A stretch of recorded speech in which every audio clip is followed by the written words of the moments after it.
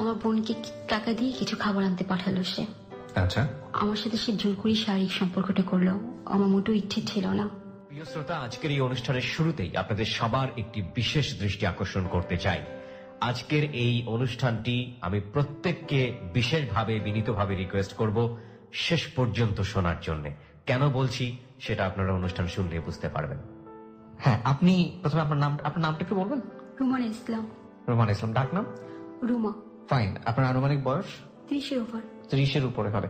আপনি কোথায় থাকেন বর্তমান, থাকছেন কোথায়? যাত্রাবাড়ি 4 নম্বর গেট, বিবির বাগিচা। আপনি কি সবসময় এভাবে আস্তেই কথা বলেন সবার সাথে?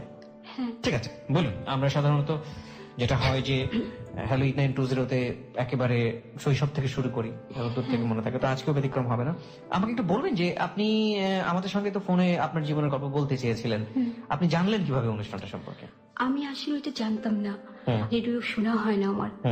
তো আমার মাঝখানে খুব সমস্যা গেল, অনেক ভয়াবহ। তো আমার একটা বান্ধবী আছে, ওর অ্যাবসেন্ট, ওর বাসায় আমি গিয়েছিলাম। যাওয়ার পর মার সাথে আমি এটা আলোচনা করি আমার সমস্যাটা নিয়ে। তারপরে উনি আবার ওনার ছেলে মেয়েদের সাথে আলোচনা করে, আমার বান্ধবীর ভাই বোনের সাথে। তো ওর ছোট ভাই আমাকে বললো, আপু আপনি কাজ করতে পারেন, এখানে আপনি রেকর্ডিং করে পাঠান, দেখেন ওনারা যদি ডাকে আপনার কাছে কোনো কাজ আসতে পারে, কিছু হতে পারে। তারপর আপনি রেকর্ডিং করে পাঠিয়েছেন? আমি রেকর্ডিং করে পাঠিয়েছি। আমরা স্পেশালি থ্যাঙ্কস জানাই যে ছেলে মেয়ে আপনাদেরকে এই পরামর্শ দিয়েছে, এবং আমরা শাকিল, এবং একই সাথে আমি আল্লাহকে ধন্যবাদ জানাই এই কারণে যে একটা অনুষ্ঠান মানুষের জীবনে এতটা আস্থার জায়গায় পৌঁছে দিয়েছেন তিনি, যে আমি সবাইকে আজকে নক করতে চাই। আমি একটা উদাত্ত আহ্বান জানাতে চাই আজকের এই অনুষ্ঠানের মাধ্যমে, নট অ্যাজ এ আরজে, আমি আপনার পাশের বাড়ির খুব পরিচিত একজন মানুষ হিসেবে, শুধুই কিবরিয়া হিসেবে আপনাদের সবার দৃষ্টি আকর্ষণ করে বলছি যে আজকের এই জীবনের গল্পটি যত কষ্টই হোক আপনাদেরকে আমি সবাইকে রিকোয়েস্ট করছি, প্লিজ আপনারা আজকের এই জীবনের গল্পটি শুনবেন সবাই মনোযোগ দিয়ে। এবং সাধারণত আমি কখনোই এইভাবে রিকোয়েস্ট করি না কাউকে, আজকের এই জীবনের গল্পটি শোনার জন্য আমি সবাইকে রিকোয়েস্ট করছি, এবং আই বিলিভ কেন করছি সেটা আপনারা শেষ পর্যন্ত শুনলে বুঝতে পারবেন যে আমার এই রিকোয়েস্টের পেছনের কারণ কি। আমি স্পেশালি থ্যাঙ্কস জানাই যারা আপনাকে সাজেস্ট করেছেন তাদেরকে, যে তারা হ্যালো 8920-কে, ক্লোজ আপ প্রেজেন্স হ্যালো 8920-কে এতটা আস্থার জায়গায় রেখেছেন। জি, আপনি শুরু করুন, আপনার শৈশব থেকে শুরু করুন। আমার শৈশব শুরু হয় সরকারি প্রাইমারি স্কুল থেকে। আমি ক্লাস 1-এ পড়ি ওখানে। আপনার বাড়ি কোথায় ছিল? আমার বাড়ি বিক্রমপুর। বিক্রমপুরে? আচ্ছা, লোহজং থানা। লোহজং থানাতে বিক্রমপুরে। হ্যাঁ। আমার ফ্যামিলি সম্পর্কে একটু বলেন, আপনার বাবা কি করতেন? আমার বাবা ব্যবসা করতেন। আচ্ছা, আপনার ভাই বোন কজন ছিলেন? আমরা ভাই বোন 5 ভাই 3 বোন। 5 ভাই 3 বোন। আমার পড়াশোনা শুরু হয় সরকারি বিদ্যালয় থেকে। আমার একজন প্রাইভেট টিউটর ছিল, ওনার কাছে আমরা ভাই বোনে লেখাপড়া শিখেছি, আমার হাতের খড়ি ওনার কাছ থেকে। যখন আমি ক্লাস 2-তে উঠবো তখন আমার অন্য টিচার পাল্টালো। সে বলল যে ওকে প্রাইমারি স্কুলে না রেখে, আমার ভাইয়ার কথা বললো, ও যখন এসে লক্ষ্মীবাজার মুসলিম গভর্নমেন্ট স্কুলে পড়ে, তো ওকে ওখানে করা হোক। তো আমাকে ঢাকা সেন্ট্রাল গার্লস স্কুলে ভর্তি করা হলো ক্লাস 2-তে। তো আমি এখানে পড়ছি, ভাই বোন ছিল আমার ছোট অনেকগুলো ভাই বোন। ভাই বোনকে আমার টেক কেয়ার করতে হতো। আমি পড়াশোনার সময়টা পেতাম না। আমি স্কুলে আসতাম সমস্ত কাজ শেষ করে, তারপরে আমাকে প্রায় শাস্তি পেতে হতো। তারপরে আমি টিফিন টাইমে খেলতে না যেয়ে আমি বেশিরভাগ সময় ক্লাসে বসে ক্লাসে পড়া বুঝে নিতাম। কিন্তু যতই পড়ার অনীহা থাকুক বা পড়তে না পারি, আমার 5 নম্বরটা উঠতো। এভাবে আমি স্কুলে 5 পর্যন্ত পড়াশোনা করি। তারপরে আমি চলে যাই ঢাকা গ্যান্ডারি স্কুলে। বড় ভাই ছিল, সে আমার থেকে 7 বছরের বড়। তো ও আর আমি পাশাপাশি, মানে হাইটে সমান হয়ে আসছিলাম।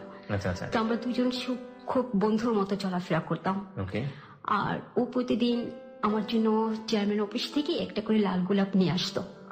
আপনার জন্য? হ্যাঁ, নিয়ে এসে আমার চুলে লাগিয়ে দিত। আমার চুলগুলো খুব সুন্দর ছিল ছোটবেলা, আর আমি দেখতে কিছুটা কিউট ছিলাম। মানে আপনার বড় ভাইয়ের সাথে আপনার সম্পর্ক খুব ভালো ছিল? ভালো ছিল। আপন বড় ভাই? হ্যাঁ, আপন বড় ভাই। তো আমাকে সবসময় এরকম করতো, আর আমাকে স্কুলে কখনো একা যেতে দিত না। আমার জীবনে আমি কোথাও একা যেতে পারিনি। একা যেতে পারেননি কেন? আমাকে চলতে দেয়নি একা কখনো। আমার ফ্যামিলি বেশি আদর করে এরকম, নাকি আপনি একা চলতে পারতেন না? আমি একা চলতে পারতাম না, কখনো কোনো ব্যাপারে সিদ্ধান্ত নিতে পারতাম না। আমার সবকিছুতে একটা ভয় ছিল, ভীতি ছিল ছোটবেলা। কেন ভয় লাগতো? জানি না, আমি ছোটবেলায় একবার হারিয়ে গিয়েছিলাম। আমার খুব ঝাপসা ভাবে মনে আছে, আমার পরনে খুব সুন্দর একটা ফরক ছিল, দামি এক জোড়া জুতো ছিল পায়ে। আমি খুব সুন্দর একটা ভেবেছিলাম। আমাকে রেল লাইনের পাশে অনেকগুলো লোক পেয়েছিল।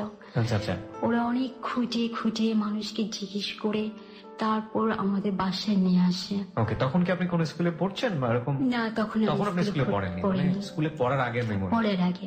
ওকে, আপনি বোন কি একটাই ছিলেন আপনার ফ্যামিলিতে? 5 ভাই 3 বোন আমরা। 5 ভাই 3 বোন। বোনদের মধ্যে কি আপনি সবার ছোট? আমি সবার বড়। সবার বড়? হ্যাঁ, আচ্ছা, ওরা ছোট। তারপর থেকে আমাকে আর কোথাও যেতে দেওয়া হতো না, আলাদা করে টেক কেয়ার করা হতো। সব ভাই বোনদের সাথে যেরকম ব্যবহার করতো তার চেয়ে কি আলাদা করে আপনার সঙ্গে ব্যবহার করা হতো? হ্যাঁ, আমাকে এমনকি পাশে ঘরেও যেতে দেওয়া হতো না, কারোর সাথে কথা বলতে দেওয়া হতো না। আমি সারাক্ষণ ঘরে থাকতাম। আর আমি ছোটবেলা থেকেই খুব চঞ্চলও ছিলাম না, খুব শান্তও ছিলাম না। আচ্ছা। তবে আমি কখনো আমাকে কেউ মারলে বা কেউ অন্যায় করলে আমি প্রতিবাদ করতে পারতাম না। আমি যখন বেশি হয়ে যেত তখন বসে বসে কাঁদতাম। আচ্ছা। প্রায় দেখতাম আমার মা অন্যান্য বাচ্চাদের সাথে যেমনটা করে আমার সাথে তেমনটা করে না। কিরকম? মানে ওদেরকে যেমন স্পেশালটা বেশি দিচ্ছে, ফোকাসটা বেশি দিচ্ছে। হ্যাঁ, ফোকাসটা বেশি দিচ্ছে, আমাকে একটু কম দিচ্ছে। তারপর আমাকে একটু কাজের ব্যাপারে সহযোগিতা করার জন্য বলতো। তারপর আমি কোথাও গেলে খুব রাগ করতো, খুব শাসন করতো। তো এরকম থেকেই মানে আমি একেবারে হয়ে গেছিলাম যে আমার একা কোথাও যাওয়ার মতো মন মানসিকতা ছিল না, বা কোনো সিদ্ধান্ত নিব, কোনো ডিসিশন নিব, এরকম কিছু ছিল না কখনো। অতিরিক্ত শাসন হতো? অতিরিক্ত। বাবাও কিরকম অতিরিক্ত শাসন করতো? না, বাবা আমাকে খুব আদর করতো। আচ্ছা। আদর করতো বলতে গেলে আমার ফ্যামিলি, চাচাতো, মামাতো যারা আছে ওদের মধ্যে আমি ছিলাম মেয়েদের মধ্যে সবচেয়ে দেখতে ভালো এবং শান্তশিষ্ট ছিলাম। আমার চাচারা যদি কেউ জিজ্ঞেস করতো যে কে এই মেয়েটা কে, তো খুব সুন্দর করে বলতো আমার মেজদার মেয়ে। আমার বড় চাচা বলতো আমার মেজো ভাইয়ের মেয়ে। এর জন্য ছোটবেলার থেকেই আমাকে সবাই একটু কেমন করতো। আমার চাচাতো বোনরা, মামাতো বোনরা ঈর্ষার চোখে দেখতো, মানে আমার ভালো দিকটা ওরা দেখতেই পারতো না, সবাই আমাকে এড়িয়ে চলতো। মানে চাচাতো বোন অন্যান্যরা আপনাকে জেলাস ফিল করতো, কারণ চাচারা আমাকে নিয়ে বেশি মাতামাতি করতো। তারপর আমরা একবার যখন ক্লাস 5-এ পড়ি তখন সিলেটে গেলাম পুরো ফ্যামিলি। তখন সিট নেই, আমরা কিন্তু বুকিং করে রেখেছিল টিকিট, কিন্তু সিট পাচ্ছে না, সবাই এলো পাথাই হয়ে আছে। তো পাশের সিটে ছিল পুলিশ সার্জেন্ট যাচ্ছিল আর সাংবাদিক। তো ওরা আমাকে দেখে সিটটা পুরো খালি করে দিল। দিয়ে বললো, সার্জেন্ট আমাকে বলতেছে মামুনি তুমি এখানে বসো। তো আমাকে বলতেছে কোথায় যাচ্ছ তোমরা? আমি বললাম সিলেট যাচ্ছি আমরা বেড়ানোর জন্য। তুমি কার সাথে যাচ্ছ? আমি বললাম আব্বু আম্মুর সাথে। উনি কি? আমার মাকে দেখে বলছে উনি কি? বললাম আম্মু। তোমার আম্মু? হ্যাঁ আমার আম্মু। আমার আম্মু ছিল কালো।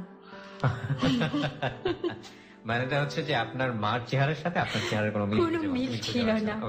বিশেষ করে আমার ভাই বোনদের থেকে আমি একটু আলাদা ছিলাম। হ্যাঁ, মানে আপনি অনেক সুইট ছিলেন দেখতে, সুইট একটা বাচ্চা ছিল। এবং হ্যাঁ, আমি শুনেছি আমার মার কাছে সবার কাছে, মানে এই রাস্তা দিয়ে যারা হেঁটে যেত পাশাপাশি ফ্ল্যাটের বা বাড়ির, যে দেখতো সে আমাকে মানে খুলে নিত। হ্যাঁ, খুলে নিয়ে আদর করতো। বুঝতে পেরেছি। হ্যাঁ। তো আমরা সিলেটে গেলাম, যে আমরা থাকলাম অনেকদিন ওখানে, 7-8 দিন। যখন অসুস্থ হতাম আমি, আমার মার চেয়ে আমার বাবা বেশি টেক কেয়ার করতো আমাকে। আমার মাকে কখনো দেখতাম না আমার জ্বর হলে সে ভাবনা করে বা একটু পানি দেয়। আমার মা আমার ভাইদেরকে বেশি করতো, কিন্তু আমি যে সারাদিনে কিছু খাইনি সেটা তার কোনো খেয়াল ছিল না। আর বেশি করতো আমাকে ভাইয়াদের খাবার টাবার রেডি করা দেওয়ার জন্য, ধমক দিতে থাকতো, শাসন করতো। আমার সারাক্ষণ কাটতো মার কাজকর্ম করে। আর অবসর টাইমে ভাই বোনদের, ছোট ভাই বোন যারা ছিল তাদেরকে কোলে রেখে গল্প শোনানো বা ঘুম পাড়ানো। তো আমি সেই ফাঁকে ওদেরকে কোলে নিয়ে পায়ের উপর রেখে আমি আমার পড়াটা বুঝে নেওয়ার চেষ্টা করতাম। এটা আপনি কোন ক্লাসে থাকতে করতেন? এটা আমার ক্লাস 2 থেকেই শুরু হয়। ক্লাস 2 থাকা অবস্থায়? হ্যাঁ। মানে আপনার বাকি ভাই বোনগুলো তো আরো ছোট ছিল? হ্যাঁ। তো আমার মাঝে মাঝে মনে হতো খুব কান্না পেত। অন্য আমার সাথে যারা পড়াশোনা করতো তাদের মারা কিভাবে বাচ্চাদের জন্য খাবার নিয়ে আসতো, পরীক্ষার হলের পাশে দাঁড়িয়ে থেকে তাদেরকে পড়া বলে দিত। তখন আমার খুব কান্না আসতো যে আমার মা তো এমন না। তারপর ক্লাস 4-এ যখন পড়তেছি তখন একদিন খুব বৃষ্টি। আমার সাথে আমার একটা বান্ধবী ছিল, তো ওদের বাসায় এর আগে আমি আরো 2 বার গিয়েছি। জি। তো সেদিন বৃষ্টি হচ্ছে, আমাকে বলে তুমি আসো আমাদের বাসায় আসো, বৃষ্টি কমলে আমি পৌঁছে দিয়ে আসবো। জি। বলার পর আমি ঠিক আছে ওদের বাসায় গেলাম। বাসায় গিয়েছি আর এমন বৃষ্টি নামছে তো নামছি, আর আমরা যে ঘুমাইছি। ও বাসায় গেছি, পরে খালাম্মা খাবার টাবার দিছে, খায় যে ঘুমাসছে আর কোনো ইয়ে নেই, ঘুমাই গেছে, 4টা বেজে গেছে। এদিকে তো বাসা আব্বাস হই হই রব পড়ে গেছে। পুলিশ থানায় নিয়ে করছে, করে এখন বলতেছে রেডিও অফিসে করবে। এদিকে এসে দেখি আমার মা খুব কান্নাকাটি, খুবই, আব্বাও মুখ চোখ কালো হয়ে গেছে, তারা রেডিও অফিসে যাচ্ছে করার জন্য। আর আমার রেডিও অফিসে যাচ্ছে হারানো বিজ্ঞপ্তি দেওয়ার জন্য। তারপর আমি যাওয়ার পর আমার মা কি করলো, কিভাবে যেন দুধ টুধ দিয়ে পানির সাথে তেল টেল মিক্স করে আমাকে গোসল করালো, দোয়া টোয়া পড়লো, পরে আমাকে ঘরে নিয়ে গেল। এই আর কি, মানে বুঝতে পারছি যে কেন আপনাকে আসলে ঘরের মধ্যে সবসময় চোখে চোখে রাখতো। তাদের একটা ভয় ছিল যে কেউ আপনাকে নিয়ে যাবে, কিডন্যাপ করতে পারে আমাকে, আপনাকে। মানে এতটাই বেশি সুন্দর ছিল ছোটবেলাতে, এবং এতটাই বেশি আদরের ছিল যে আমি সবসময় শার্ট প্যান্ট পরতাম। আমার ভাইয়াকে ড্রেস দেওয়া হতো, আমাকে সে ড্রেস দেওয়া হতো। আর আমার চুলগুলো সবসময় এতটুকু ছিল, বয়কাট স্টেপ করা। সবাই বলতো খান সাহেবের এই ছেলেটা না একেবারে মেয়েদের মতো। যেখানে যেতাম, দাওয়াত খেতে যেতাম, আমাদের 2 ভাই আর আমাকে আব্বা পাঠাতো, আব্বা আম্মা যেত না। তো সবাই বলতো খান সাহেবের 3 ছেলেকে পাঠিয়েছে, তারা 2জন আসেনি, আর এই ছেলেটা তো সুইট কেন, একেবারে মেয়েদের মতো। তারপর আমার ভাইয়ের সাথে ভালো রিলেশন ছিল, ওর সাথে আমি এমন ভাবে ঘুরতাম যে আমরা বড় হয়েও আমার হাইট খুব বাড়ন্ত ছিল। আমি 12 বছর বয়স যখন আমার পড়েছে, তখন আমাকে দেখলে মনে হতো 18 এরকম। আর নানান জায়গা থেকে ডিস্টার্ব করা হতো বিধায় আমার ভাইয়া খুব গাইড করতো আমাকে, 24 ঘন্টা চোখে চোখে রাখা। হ্যাঁ, আমার মা খুব গাইড করতো, কারোর সাথে কথা বলতে দিত না, কারোর সাথে চলতে দিত না, কোনো ঘরে যেতে দিত না। কোথাও যদি যাই, আমার আব্বা আম্মার সাথে নিয়ে যায়, সাথে নিয়ে আসে। আমার জীবনে বিয়ের আগ পর্যন্ত আমি কোথাও একটি রাত থাকতে পারিনি, একটি দিন আমি একা কোথাও কাটাতে পারিনি। স্কুলে যখন আমি পড়তাম, প্রায় আমার পড়াশোনা খারাপ হতো। কেন খারাপ হতো? আমি পড়তে পারতাম না, বাসায় সময় পেতাম না। মানে আপনার ভাই বোনদের যত্ন করতে গিয়ে তো টিচার আমাকে মাঝে মাঝে শাস্তি দিত, বেঞ্চের উপর দাঁড় করে। তো দাঁড় করালে না, আমার চোখগুলো ছিল খুব বড় বড়, তখন বড় বড় ছিল আমার চোখগুলো। তো কান্না চলে আসলে তো পানিগুলো টলটল করতো। তো টিচার আমার চোখের দিকে তাকালেই বলতো বসো, আমাকে আর শাস্তি দিত না। মানে প্রচন্ড মায়া লাগতো। হ্যাঁ, আর আমি এই জিনিসটাই ছিল আমার সবচেয়ে বেশি, আমি কান্না করে দিতাম যখন আমাকে কেউ শাস্তি দিত। হ্যাঁ, বুঝতে পেরেছি, না মায়েরই একটা চেহারা ছিল আর কি। তারপর যখন ক্লাস 5 উঠি, তখন আমি বড় হয়ে যাই দেখতে। তো এই পাশ দিয়ে রাস্তার মধ্যে অনেকগুলো ছেলে দাঁড়িয়ে থাকতো। তো একদিন একটা ছেলে কি যেন বলার পর তখন আমি যেন কেমন করে বলে ফেলি, হ্যাঁ গুন্ডা আমাদের অনেক দেখা আছে। দেখার পর ওরা খুব, মানে ব্যাপারটা নিয়ে মজা পেয়ে যায়, খুব হাসাহাসি হয় আর কি। কিন্তু আব্বা কেন জানে আমি জানি না, আমার ভাইও। তারপরে কিছুদিন পরে আমাদের বার্ষিক পরীক্ষা হয়ে যাওয়ার পর আমাকে স্কুলটা চেঞ্জ করে দিল। এই বিষয়টা কি জানতো? আমি জানি না, আপনার মনে একটা সন্দেহ তৈরি হয়েছিল, সামহাউ কিছু একটা আমার ফ্যামিলি জানছে। পুরনো ঢাকার গ্যান্ডারি স্কুলে ভর্তি হই, ওখানে আমি পড়াশোনা করতে থাকি। আমার অনেক জায়গা থেকে বিয়ের প্রপোজ আসে।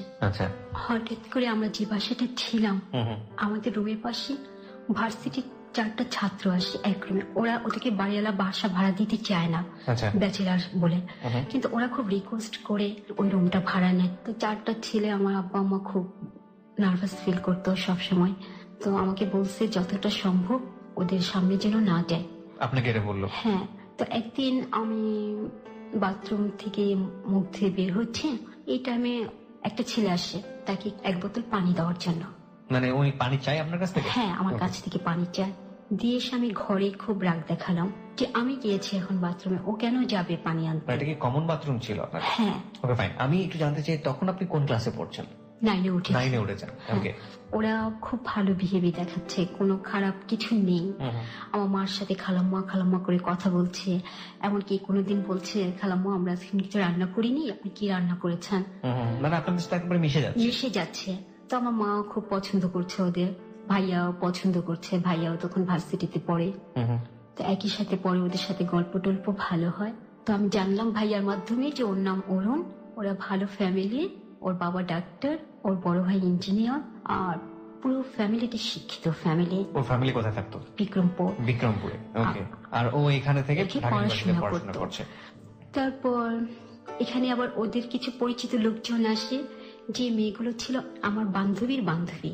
ওকে। তো ওই মেয়েটার মামাতো ভাই জসিম থাকতো। ও আচ্ছা, অরুণদের সাথে থাকতো। তো অরুণদের রুমে আসতো, আসি খুব গল্প টল্প করতে এই করতো। তো আমার বান্ধবী একদিন শিউলি আসলো, শিউলি বলতেছে এটা তো আমার বান্ধবী। তাই নাকি, তাহলে ডাক, আমরা একসাথে গল্প করে। ওকে। তো ওরা আমাকে ডাকে, আমি যাই না। তো এভাবে আমি দেখতেছি অরুণ ছেলেটা আমাকে যখন তখন মানে কিছু একটা বলতে চাচ্ছে। ওকে, সে আপনাকে ফলো করছে। একদিন গ্রামের বাড়িতে যাবে সে, আমি তখন রান্নাঘরে, তো সে যেমন আমার আম্মাকে বলতে আসছে খালাম্মা আমি দেশের বাড়ি যাচ্ছি। সে আমার দিকে তাকিয়ে বলতেছে আমি দেশের বাড়ি যাচ্ছি 2 দিনের জন্য, 2 দিন পর আমি আসবো।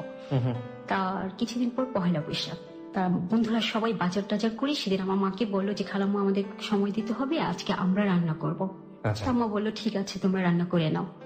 তো ওরা রান্না করছে, ওদের বাসায় গেস্ট আসছে, আমাদের ঘরেও খাবার দিয়ে গেছে। প্রিয় শ্রোতা, আমি আপনার থেকে একটা বিষয় একটু নোট করতে চাই। গল্পের মাঝখানে আমি আমার যে অতিথি রুমাকে থামিয়ে দিয়ে আপনাদেরকে একটু নোট করছি, এটা দৃষ্টি আকর্ষণ করছি।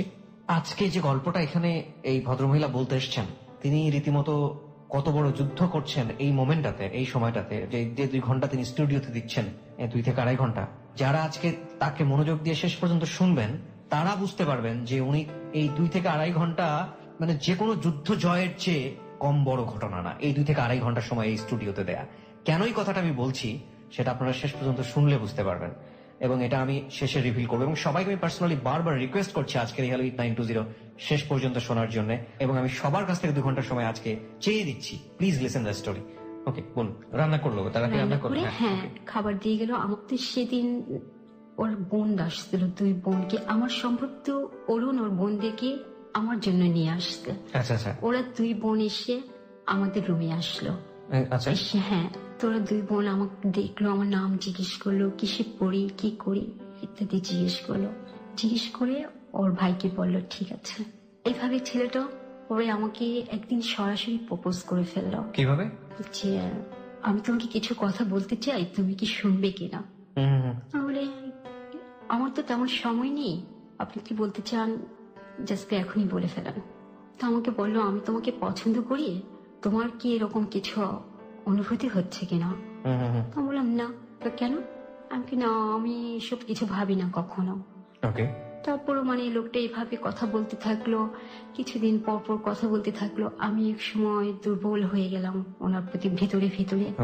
না, আপনার তো রেস্ট্রিকশন ছিল তার সাথে কথা বলার, আপনি কিভাবে কথা বলতেন? দেখা যেত আমি কাজ করছি রান্না করে, ওই টাইমে উনি চলে আসতে, চলে এসে 2টা কথা বলে ফেললো। এরকম ভাবে ছিল। তো এইভাবে বলতে বলতে সব সময় এক সময় বললো যে দেখো আমি তোমাকে ভালোবাসি, প্রচন্ড ভালোবাসি, তুমি কেন আমাকে অ্যাভয়েড করছো। বললাম দেখেন আপনি যা ভাবছেন তা হবার নয়, আমার ফ্যামিলি আপনার ফ্যামিলি থেকে অনেক দূরত্ব। কিন্তু উনি তখন পড়াশোনা করছিল, এদিক থেকে আমার বিয়ের জন্য নানান জায়গা থেকে প্রস্তাব আসতেছে। তারা বিয়ের জন্য আমাকে চাপ দিচ্ছে। তখন বলতে পারছি না যে আমি এই ছেলেটাকে আমি পছন্দ করি মনে প্রাণে, আবার ছেলেটাকে আমি বিশ্বাস করতে পারছি না। কেন আমার ভেতরে একটা সবসময় ভয় কাজ করতো, আমার নিজের থেকে কিছু বলার বা ভাবার মতো আমার কিছু তৈরি হয়নি কখনো। কনফিউশনে থাকতাম। একটা জিনিস বুঝতে পারছি যে ছোটবেলা থেকে এত বেশি শাসন এবং এত বেশি রক্ষণশীল পরিবারের মধ্যে বা পরিবেশের মধ্যে বড় হয়েছেন যে নিজের যে একটা ব্যক্তিত্ব বা মানে ডিসিশন মেকিং যে পাওয়ার নিজের মধ্যে তৈরি হয় নিজের পার্সোনালিটিতে, সেটা আপনার মধ্যে ছিল না, কখনো ছিল না। তারপর আমার মা যেন কিভাবে জানতে পারে বিষয়টা, আমার মা আমাকে প্রশ্ন করে, তো আমি বললাম যে ও আমাকে এসব কথা বলেছে। একদম যা যা বলে সব বলে দিলাম। বলে দেওয়ার পর আমার ভাইয়া বলে যে ওকে জিজ্ঞেস করতে বলো, ও যদি বিয়ে করে এই মুহূর্তে করবে, আর যদি না হয় কখনো যেন ওর পিছনে ঘুরঘুর না করে। মানে ছেলেটাকে বলতে পারে নাকি আপনাকে বলে? ছেলেটাকে বলতে পারে। তারপর আমি একদিন আবার কথা বলার সুযোগ হলো, তখন আমি বললাম আপনি কি আমাকে বিয়ে করতে চান? হ্যাঁ, আমাকে বিয়ে করলে আপনি আমাকে এই মুহূর্তে বিয়ে করবেন। আপনার ভাই যেটা বললো আপনি সেটাই কোট করেছেন? সেটাই বললাম। আর যদি এই মুহূর্তে আমি না করি আমাকে কখনো আমার পেছনে আর আসবেন না। আমার পড়াশোনা শেষ করতে হবে, আমার ইচ্ছে আমি মাস্টার্স কমপ্লিট করে বাইরে যাব পিএইচডি করার জন্য, আমার ফ্যামিলির সবার ইচ্ছে। আমি সবাইকে যাওয়ার আগে আমি জানিয়ে এনগেজমেন্ট করে যাব, তারপরে এসে বিয়ে করব। ওকে। কিন্তু আমার ফ্যামিলি এটাকে অ্যাকসেপ্ট করেনি। ওকে। আপনার ফ্যামিলির সাথে ওনাদের ফ্যামিলির একটা বড় ইকোনমিক ডিসটেন্স ছিল। হ্যাঁ। ওকে। আমি ওকে বলে দিলাম যে না, আপনি আমার পিছনে আর ঘুরঘুর করবেন না প্লিজ। তারপর একদিন আমি আমার চাচার বাসায় যাচ্ছিলাম, আমার ভাইয়ার এক সিনিয়র বন্ধুর সাথে আমার দেখা হয়ে গেল। সে আমাকে তুই করে বলতো। তো আমি তার সাথে দেখলাম ওই দোকানের মধ্যে আরেকটা লোক তার পাশে দাঁড়িয়ে আছে। ওকে। সে দেখতে একটু মাস্তান টাইপের। সেগুলো আমি চলে গেলাম। কিছুদিন পর ওই লোকটাই আমার ভাইয়ার সিনিয়র ফ্রেন্ডের সাথে আমাদের বাসায় আসলো। আচ্ছা। তো এইভাবে 2-3 দিন আসলো, ভালো আসার পর আমাদের ফ্যামিলির একটা কি যেন একটা সমস্যা হয়ে গেল। সমস্যা হয়ে যাওয়ার পর ওই লোকটা হেল্পের দরকার পড়লো, যেহেতু লোকটা সন্ত্রাস আসে সমস্যাটা সমাধান করলো। মানে আপনাদের ফ্যামিলির একটা হেল্পের দরকার পড়েছিল। কি ধরনের হেল্প ছিল এটা? এটা আমার সম্ভবত আমার ভাইয়ের সাথে কোথাও মারামারি হয়েছিল, এবং এই যিনি সন্ত্রাসী ছিলেন তার হেল্প নিয়ে এটা আপনারা সমাধান করলাম। ওকে। তারপর লোকটা প্রস্তাব দিল আমাকে বিয়ের জন্য। আমার ফ্যামিলি এটা গ্রহণ করলো না, রিজেক্ট করলো। কিন্তু ওই লোক পেছন ছাড়লো না। এভাবে 3 বার প্রস্তাব আসলো। এর মধ্যে ওর সাথে আমাদের ফ্যামিলি খুবই ক্লোজ হয়ে গেছে। এই মাস্তান ছেলেটার সাথে কি নাম ছিল ওর? মালিক। ওকে। ক্লোজ হওয়ার পর আমাকে সে বলল যে আমি তোমাকে পছন্দ করি, আমি তোমাকে বিয়ে করব। আপনাকে সে বলে দিল? ওকে। আমি বললাম যে দেখেন, আমার তো আপনাকে পছন্দ না, তোমার পছন্দটা বড় নয়, আমি যে তোমাকে পছন্দ করেছি এটাই বড় কথা।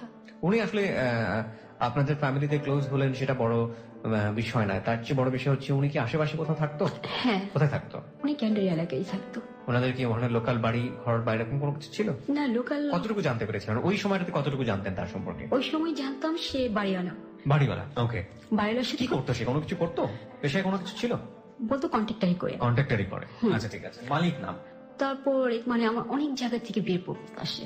আসার পর এই লোকটা জানি কিভাবে ভেঙে দেয় বিয়েগুলো ভেঙে। ততদিনে অরুণের সাথে কি হয়েছে? ততদিনে অরুণের সাথে আমার কোনো যোগাযোগ নেই। অরুণ কি চলে গেছে আপনাদের ওখান থেকে? হ্যাঁ, ওরা চলে গেছে আমার মিরপুর।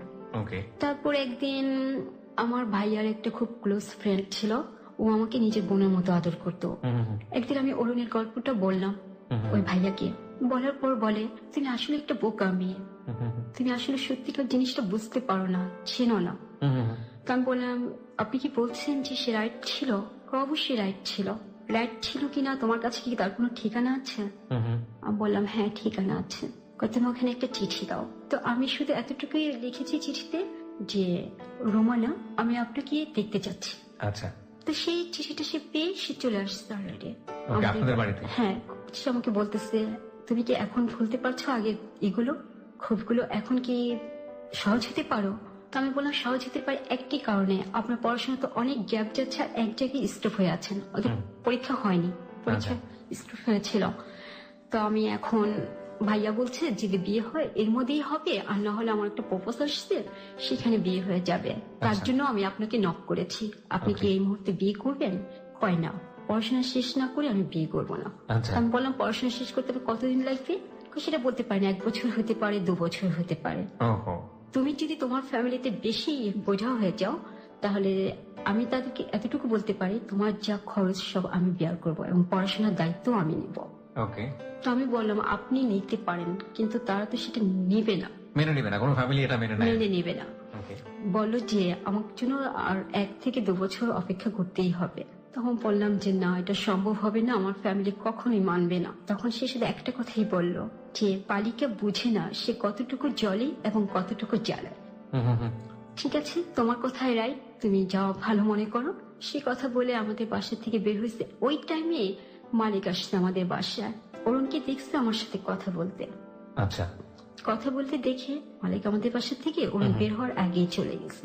মালিক ও হয়তো সম্ভবত এমন কিছু বলছিল অরুণকে, যার জন্য অরুণ আর এই পথে আসেনি।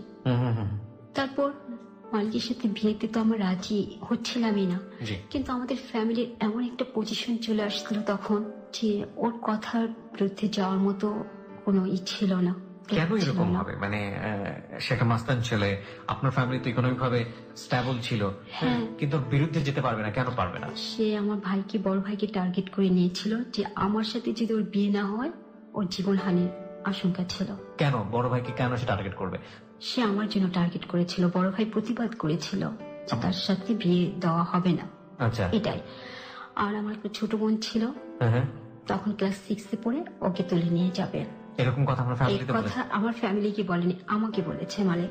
আচ্ছা আর যদি এই কথাগুলি তোমার ফ্যামিলিকে তুমি জানাও তাহলে ভয়াবহ পরিণাম হবে এর চাইতে। আচ্ছা, এগুলো আপনাকে বললো? আমাকে বললো। তো আমাকে বলার পর আমি খুব চিন্তা ভাবনা করলাম যে আসলে কি করব। আমি যদি ওকে বিয়ে না করি, যদি এগুলো হয়ে যায় তাহলে আমার ফ্যামিলির অনেক ক্ষতি হয়ে যাবে। হ্যাঁ, আর আমি যদি বিয়ে করি তাহলে আমার অনেক ক্ষতি হয়ে যাবে। হ্যাঁ। তারপর একদিকে আমি মানে আর অমত করিনি। মানে আপনি অমত করেননি? হ্যাঁ, রাজি হয়ে গেলাম। তো ওদের বাসা থেকে সব, ওর মা, কিন্তু আমার ফ্যামিলি তো রাজি ছিল না। না। আপনি রাজি হলে তো আপনার ফ্যামিলি তখন আপনাকে কি বললো? হ্যাঁ, ফ্যামিলি তখন রাজি হলো। ফ্যামিলিকে আপনি কি বললেন? ফ্যামিলির মানে অরাজি ছিল না, আমার মা রাজি ছিল। তো আমার মা বলে যে এরকম বিয়ের আগে অনেক ছেলে থাকে, পরে ভালো তো হয়ে যায়। বিয়ের আগে মাস্তানি করে কিন্তু বিয়ের পরে ভালো হয়ে যায়। হ্যাঁ। তো আমার বড় ভাই রাজি ছিল না কখনো। আচ্ছা। তারপর যাক, বিয়েটা হবে, ওদের কথা ছিল আজকে অ্যারেঞ্জমেন্ট করবে।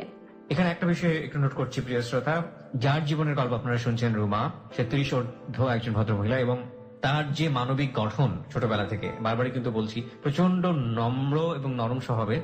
ও কিন্তু অতটা সাহসী না এবং নিজের সিদ্ধান্ত নেবার যে মানসিকতা, সেটা ওর সার্কামস্ট্যান্সেস বা ওর যে সারাউন্ডিং বা ওর যে ফ্যামিলি এনভায়রনমেন্ট, ওর প্রতি যে ব্যবহারগুলো হয়েছে, সেই জায়গাটি থেকে ওর সেলফ ডেভেলপমেন্ট এটা হয়নি।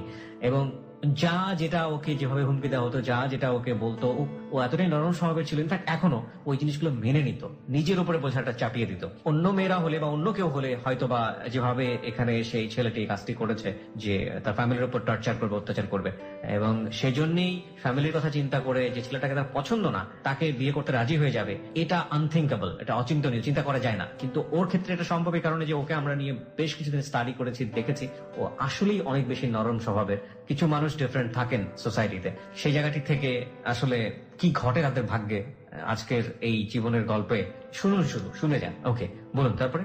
ওর এঙ্গেজমেন্টে কিছু একটা বলছিলেন আপনি? এনগেজমেন্ট হওয়ার কথা ছিল, ওর মা, বোন, ভাই এরা আসলো, আর কিছু লোক, শুধু জাস্ট আংটি পরিয়ে যাবে, কিন্তু কথা ছিল না কাবিন করার। আচ্ছা। আংটি পরলো, এটা আমি কাজী নিয়ে আসলো, ওরাই নিয়ে আসলো? ওরাই নিয়ে আসলো। ওর ফ্যামিলি সম্পর্কে কতটুকু জানলেন ওই সময়টাতে? জানতেন? আপনার ফ্যামিলি জানতো? না, ওর ফ্যামিলি সম্বন্ধে আমরা ভালোটাই জেনে আসছি, যে এখানে বাড়ি আছে, নিজেদের বাড়ি আছে। ও বলছে ওর বাড়ি আছে গ্যান্ডারিয়াতে বাড়ি আছে, তারপরে গাড়ির গ্যারেজ আছে। আচ্ছা। আর সে কন্ট্রাক্টর করে। তার মানে কিছু একটা দেখে এসছেন আপনারা, যে এরকম ওকে দেখিয়েছে, এই যে বাড়ি ঠাড়ি? হ্যাঁ, দেখিয়েছে। আচ্ছা, তারপর ওরা কাজে নিয়ে আসলো, কাপড় চোপড় সাথে করে নিয়ে আসছে, মানে এগুলো রেডি ছিল আগে। তো আমার সাথে কাবিন হয়ে গেল।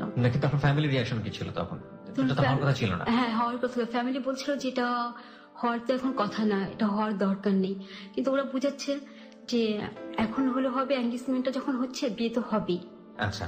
তো এখন হলে হবে, পরে হলে হবে, এখন হতে সমস্যা। আপনার বাবার প্রতিক্রিয়া কি ছিল? বাবার প্রতিক্রিয়া ছিল না আগে তেমন একটা ভালো, যে ওকে বিয়ে দিব ওর কাছে। পরে সব দিক থেকে করে চুপ করে একটা চাপে। আর ওই সময় বড় ভাই ছিল এনগেজমেন্টে? বড় ভাই কি বলছিল? না, বড় ভাই ছিল না। বড় ভাই তখন চাকরি নিয়ে চিটাগং ছিল, ভাবিকে নিয়ে। কিসের চাকরি করতেন? সে ব্যাংকে চাকরি করতেন। আচ্ছা, আপনারা তো 8 ভাই বোন ছিলেন, আপনার পজিশন কততম ছিল? আপনি 3 নম্বর। 3 নম্বরে ছিলেন আপনি। আপনার 2 ভাই বোন, তারপর আমি। 2 ভাই, তারপরে হচ্ছেন আপনি। আপনার সবচেয়ে বড় ভাই যেটা, সেটা চিটাগংয়ে সেই মুহূর্তে চাকরি করছে, এবং আপনার বোন আলাদা হয়ে গেছে। আর তার ইমিডিয়েট যে ছোট ছিল, সে ছিল ফ্যামিলিতে ছিল। তার সাথে আপনার বয়সের গ্যাপ কত বছরের ছিল? 1.5 থেকে 2 বছর। 1.5 থেকে 2 বছরের ছিল। তখন আপনি কি এসএসসি পরীক্ষার্থী? হ্যাঁ। তার মানে সে অর্থে সেও তো খুব বড় ধরনের ডিসিশন মেকার না।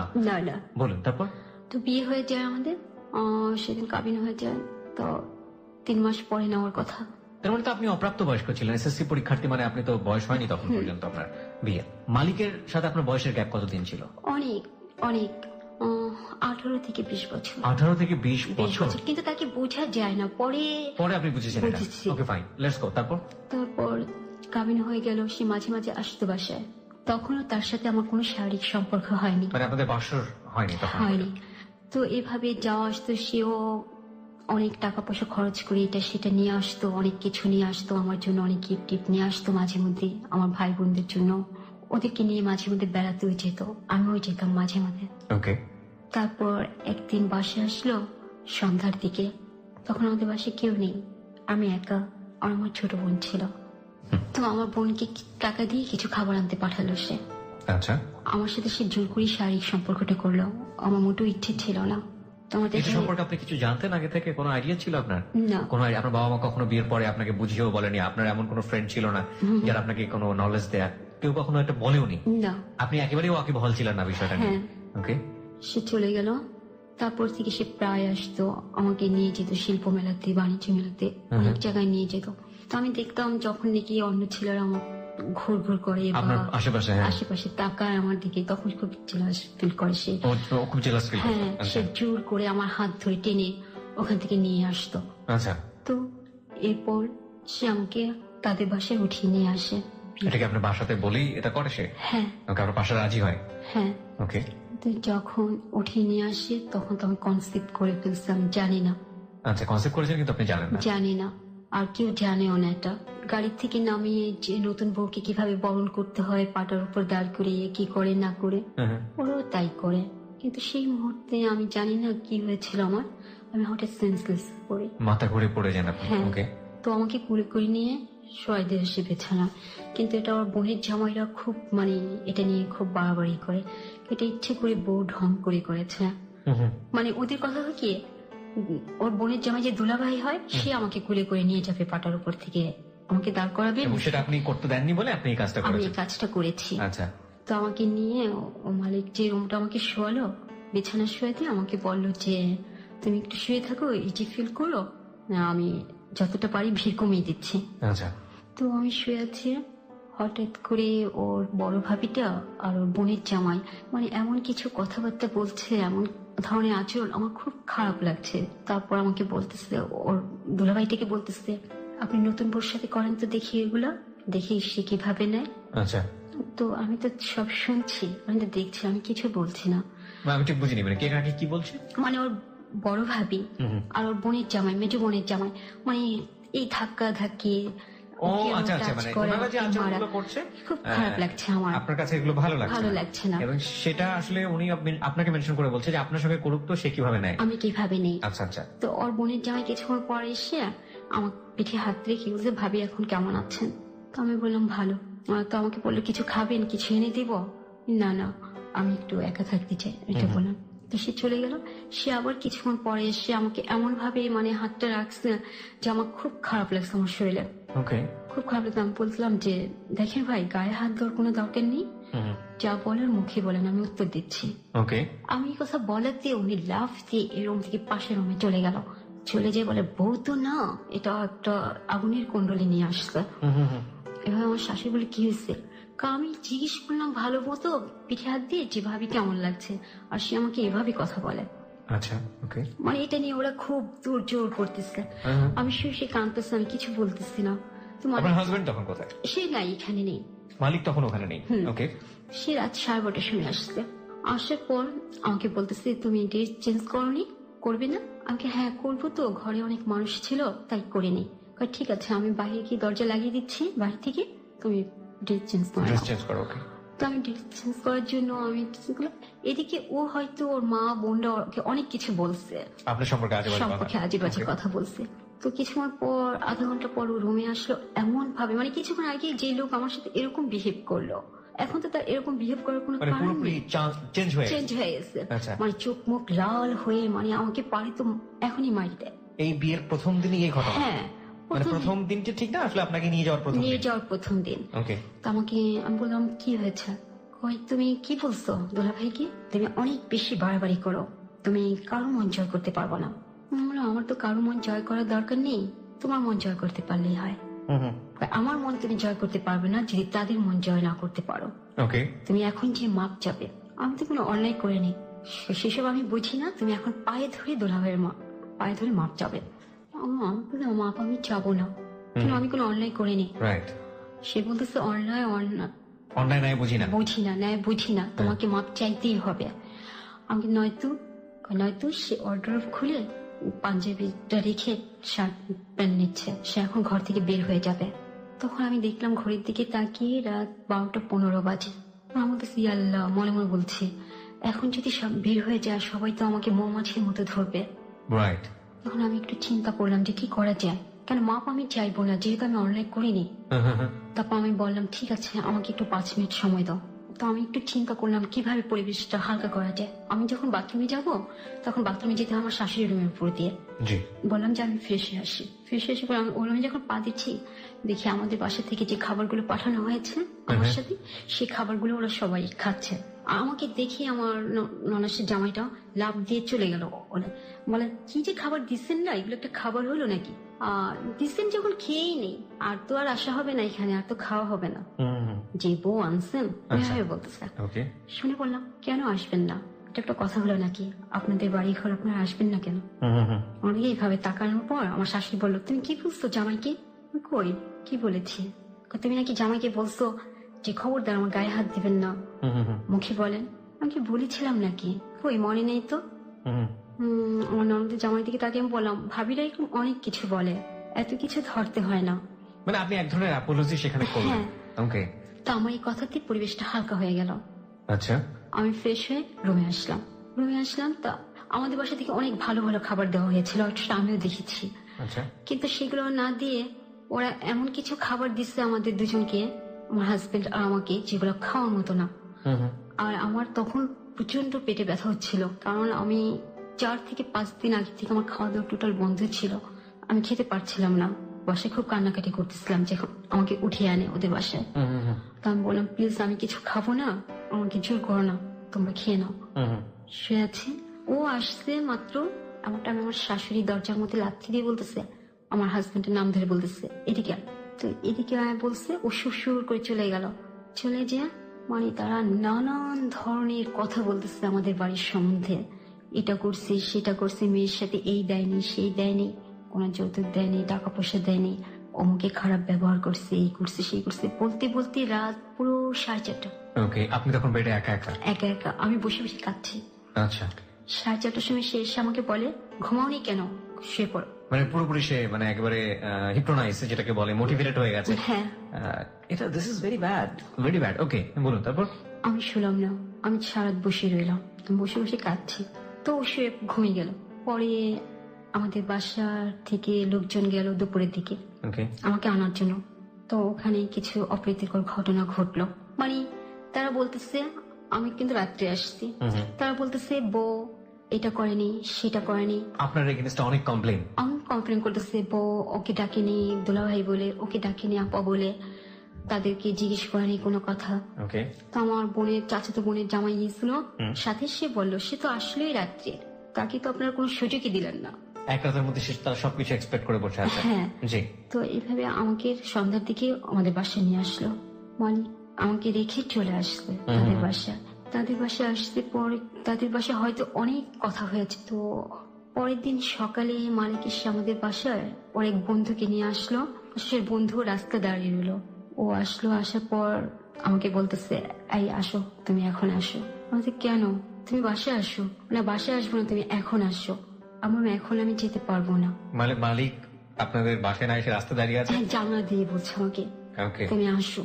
আমি বললাম এখন আমি আসতে পারবো না, তুমি বাসায় আসো, বাসায় এসে আমাকে নিয়ে যাও। আর এখন কিভাবে যাব সকালবেলা? তবে ও গলা চিৎকার করে বলতেছে এত বড় সাহস, কে মাস্তান? হ্যাঁ, আমার বাড়িতে যে বলছে যে ট্যাবলেট খাবেন, মানে ওর ভাবিরা ওর বোনরা এমন কিছু কথা বলছে। মানে ওরা যেমন ঠাট্টা করছে আমাদের বাসার থেকে লোকজন ঠাট্টা করেছে, কিন্তু ওরা সেগুলো অন্যভাবে নেগলেক্ট করে বলছে। আচ্ছা, বুঝতে পেরেছি, ওরা ওগুলোকে অন্যরকম মিনিং দাঁড় করিয়েছে। হ্যাঁ, সেটা নিয়ে ও খুব হইচই করে। তো সেদিন আমি যাই না, সেদিন আমাদের বাসা থেকে যাই, পরের দিন যাই। কিন্তু আমি একটা জিনিস লক্ষ্য করতেছি, ওদের সবার মধ্যে একটা জিনিস কাজ করতেছে যে আমাদের বাড়ি থেকে কোনো যৌতুক দেওয়া হয়নি। মানে সবাই যৌতুক নিয়ে অনেক বেশি। যৌতুক কি বিয়ের সময় কোন ধরনের কথাবার্তা হয়েছে? না না। ওকে না। তারপর ওরা এক্সপেক্ট করেছে যে আপনারা কিছু একটা দিবেন। দেব, হ্যাঁ, এরকম আশা ছিল ওদের। এটা নিয়ে প্রায় আমার শাশুড়ি আমার সাথে খুব ঝামেলা করতো। তো আমি বলতাম যে এরকম কথা তো আপনাদের সাথে ছিল না, আপনার ছেলের কাছে আমাকে বিয়ে দিতে চায়নি, আর এরকম কথা হলে তো বিয়ে দিতই না আমাকে। তো এটা বললেই মানে খুব খেপে যেত। আচ্ছা। তো এরকম করে করে কিছুদিন এমন ঝগড়াঝাটি হয় যা একদম অসহনীয়। তো আমার মনটা পুরোটাই খারাপ হয়ে যায়, মানে ঘরে মন বসার মতো না। তার কিছুদিন পর রোজার মধ্যে। ততদিনে কি আপনি বুঝতে পেরেছেন যে আপনি কনসিভ করেছেন এবং এটা আপনি আপনার হাজবেন্ডকে বলেছেন? হ্যাঁ, আমার প্রচন্ড বমি হচ্ছিল। আচ্ছা। আমি তখনও বুঝতে পারিনি। তোর ফ্রেন্ডরা যে আসে ওরাই জিজ্ঞেস করে ভাবি কোনো সুখবর আছে কিনা। তখন আমি তো কিছু বলতে পারি না, আমি বলতে পারি না। তারপরে এইভাবে চলতে থাকি। তোকে আমি বলি যে আমাকে একটু ডাক্তারের কাছে নিয়ে যাওয়া দরকার, কিন্তু ডাক্তারের ব্যাপারটা ওরা কোনো দেয় না, প্রাধান্য দেয় না। এভাবে রোজার মাসটা চলে। ও আমার ফুপি আসে আমার হাজবেন্ডের বাসা ঈদের পর। তখন আমার শাশুড়ি আর আমার দেবর তাদের বাড়িতে গেছে বেড়াতে, আচ্ছা, ফরিদপুর। তো এই সুযোগে আমার ফুপি আসতে পর আমি মানে তাকে বলে রাখি যে কিছুদিন সে থাকলে আমার একটু হেল্প হবে।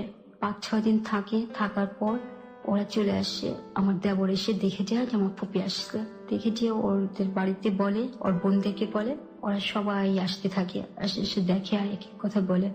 তো এর মধ্যে আমাকে আবার ডাক্তার কাছে নিয়ে যাওয়া হয়। ডাক্তার বলে যে আমার কনসিভ করা হয়েছে। আচ্ছা। তার বেশ কিছুদিন পর প্রচন্ড ভাবে ঝগড়া হয় মালিকের মার সাথে। কার? আমার। আপনার মালিকের মানে আপনার শাশুড়ির সাথে আমার প্রচন্ড ঝগড়া হয়। কি বিষয় নিয়ে? কি একটা রান্নার ব্যাপার দিয়ে নিয়ে। ওকে। সেটা হয় পরে আমার শাশুড়ি বাসা থেকে চলে যাওয়ার পর আর সে আসে নাই বাসায়, মানে আসবে না।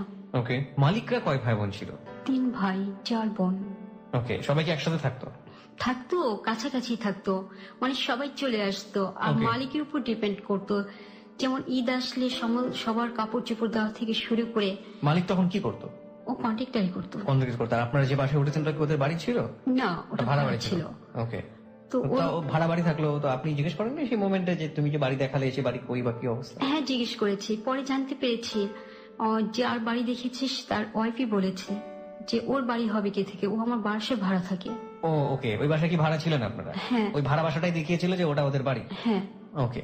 তারপর আমি বুঝতে পারি যে মালিকের ভাই ছিল আর ইমিডিয়েটলি ছোট। মালিক কি সবার বড় ছিল? না, ও মেজো ছিল। ওকে। তো আমি বুঝতে পারি যে আমার বিরুদ্ধে ওরা কিছু একটা করার চেষ্টা করছে, কিছু একটা ঘটাবে। আর মালিক এখন এমন হয়ে গেছে যে ওর মা ভাইরা যা বলে তাই শুনে। জি, আপনি বলছিলেন যে ওর মা বাসা থেকে বের হয়ে গেছে রাগারাগি করে। তারপর বের হয়ে যাওয়ার কিছুদিন পরে আমাকে মালিক বলতেছে যে এক কাজ করি, একটা মেয়ে আছে। তখন আবার বমি হয়েছে আমার, আর বমির সাথে রক্ত চলে আসছে গলা দিয়ে। কেন হলো এটা বুঝতে পারলাম না। আমার দেবর কখনো কিছু আনে না। সেদিন আমাকে একটি বড়ই এনে বলতেছে ভাবি নেন, এটা আপনার জন্য আনছি। বড়ই? হ্যাঁ, খাওয়ার পরে কিছুক্ষণ পর আমার প্রচন্ড বমি হয়, বমির সাথে রক্ত চলে আসে। ওকে। তো আমি কিছুক্ষণ চুপ করে বসে থাকি খাটে। বসে থাকার পর মালিকও খায় সেই বড়ই। ও খাওয়ার পরেই দেখলাম ওর সম্পূর্ণ ব্যবহারটা আমার প্রতি থেকে উল্টে গেল। ওগুলো আমাকে সহ্য করতে পারছে না। আমাকে মনে হচ্ছে যে একটা বিরাট বোঝা একটা কিছু। আমাকে বলতেছে যে তোমার তো শরীর খারাপ, একটা মেয়ে আছে পরিচিত, খুব অসহায়, সেই মেয়েটাকে নিয়ে আসবো বাসায়, ও সব টেক কেয়ার করবে। থাকবে কোথায়? আমাদের ঘরে থাকবে, মা ফ্লোরে থাকবে। ফ্লোরে কেন থাকবে? অন্য একটা মেয়ে না, মেয়েটা খুব অসহায়, বিয়ে হয়েছিল, আমার হাজবেন্ডের সাথে পরিত্যক্ত হয়ে গেছে, কিন্তু মেয়েটা ভালো, সব কাজকর্ম করতে পারবে, সবকিছু করতে পারবে। আমি বললাম যে না, মেয়েটাকে তুমি আনতে পারবে না। কেন? আমাকে অসহায় মেয়ে হাজার হাজার আছে, সমাজে কয়টা মেয়েকে তুমি সহায় করতে পারবে? আর একটা উপযুক্ত মেয়ে কেন থাকবে আমার বেডরুমে? তো আমি কথা বলাতে ও আমার দিকে এমন করে তাকালো, মানে পারে তখন আমাকে পিটায় ধরে। তারপর আমাকে বলে যাও ভাত বাড়ো। তো আমি বলতেছি যে তোমরা একটু বেরিয়ে খাও না, আমার খুব খারাপ লাগছে। তো ওর ভাই বললো ভাত দিতে বলেন, নয়তো আমি ঘুমিয়ে পড়লাম। তো আমাকে বলছে যে ভাত দাও। তো আমার উঠতে 5 মিনিট দেরি হয়েছে, এবং থাম করে আমাকে একটা থাপ্পড় দিয়ে বসলো। আপনার হাজবেন্ড? হ্যাঁ, থাপ্পড় দিয়ে বসে পর আমি ঘুরে খাটের উপর পড়ে গেলাম। পড়ে যাওয়ার পর তারপর আমার মারলে কেন? আমাকে কেন মারবে? আমি ভাত বাড়তে বলেছিলাম কতক্ষণ আগে, দেরি হয়েছে কেন? তো আমার তখন প্রচন্ড রাগ ধরে যাওয়ার পর আমি কেন মারবে তুমি আমাকে এই মুহূর্তে বাসায় দিয়ে আসবা, আর আমি এখানে থাকবো না একটা মুহূর্ত। তো বলার পর আমাকে ধাম ধাম করে কয়েকটা খুশি মারে, মাথায়, চোখে, মুখে। ওর ভাই এসে আমাকে না ছাড়িয়ে সেও আমার গায়ে হাত তুলে পরে আমি তখন বকা দিয়ে বসি, তুই আমাকে কেন মারবি? তুই কে? তখন আমার ভাই বিশ্রী বকা দেওয়ার পর আমি বলি, মালিককে বলি যে তোর ভাই কেন আসবে মাঝখানে? কেন তোর ভাই আমার সাথে ধরনের আচরণ করবে? আর তুই কেন মারবি? আমাকে এক্ষুনি বাসায় দিয়ে আসবি। এই কথা বলাতে মালিক আমাকে বিছানায় ধাক্কা দিয়ে ফেলে দিয়ে ওর পেটের উপর দাঁড়িয়ে পেটে পাড়া দিয়ে বলে, পেটের বাচ্চা পেটে মেরে ফেলবো। আমাকে অনেক মারধর করে এমন অবস্থা হয়ে যায় আমার, যে আমার মুখ দিয়ে শুধু সাদা ফেনা আসতে থাকে।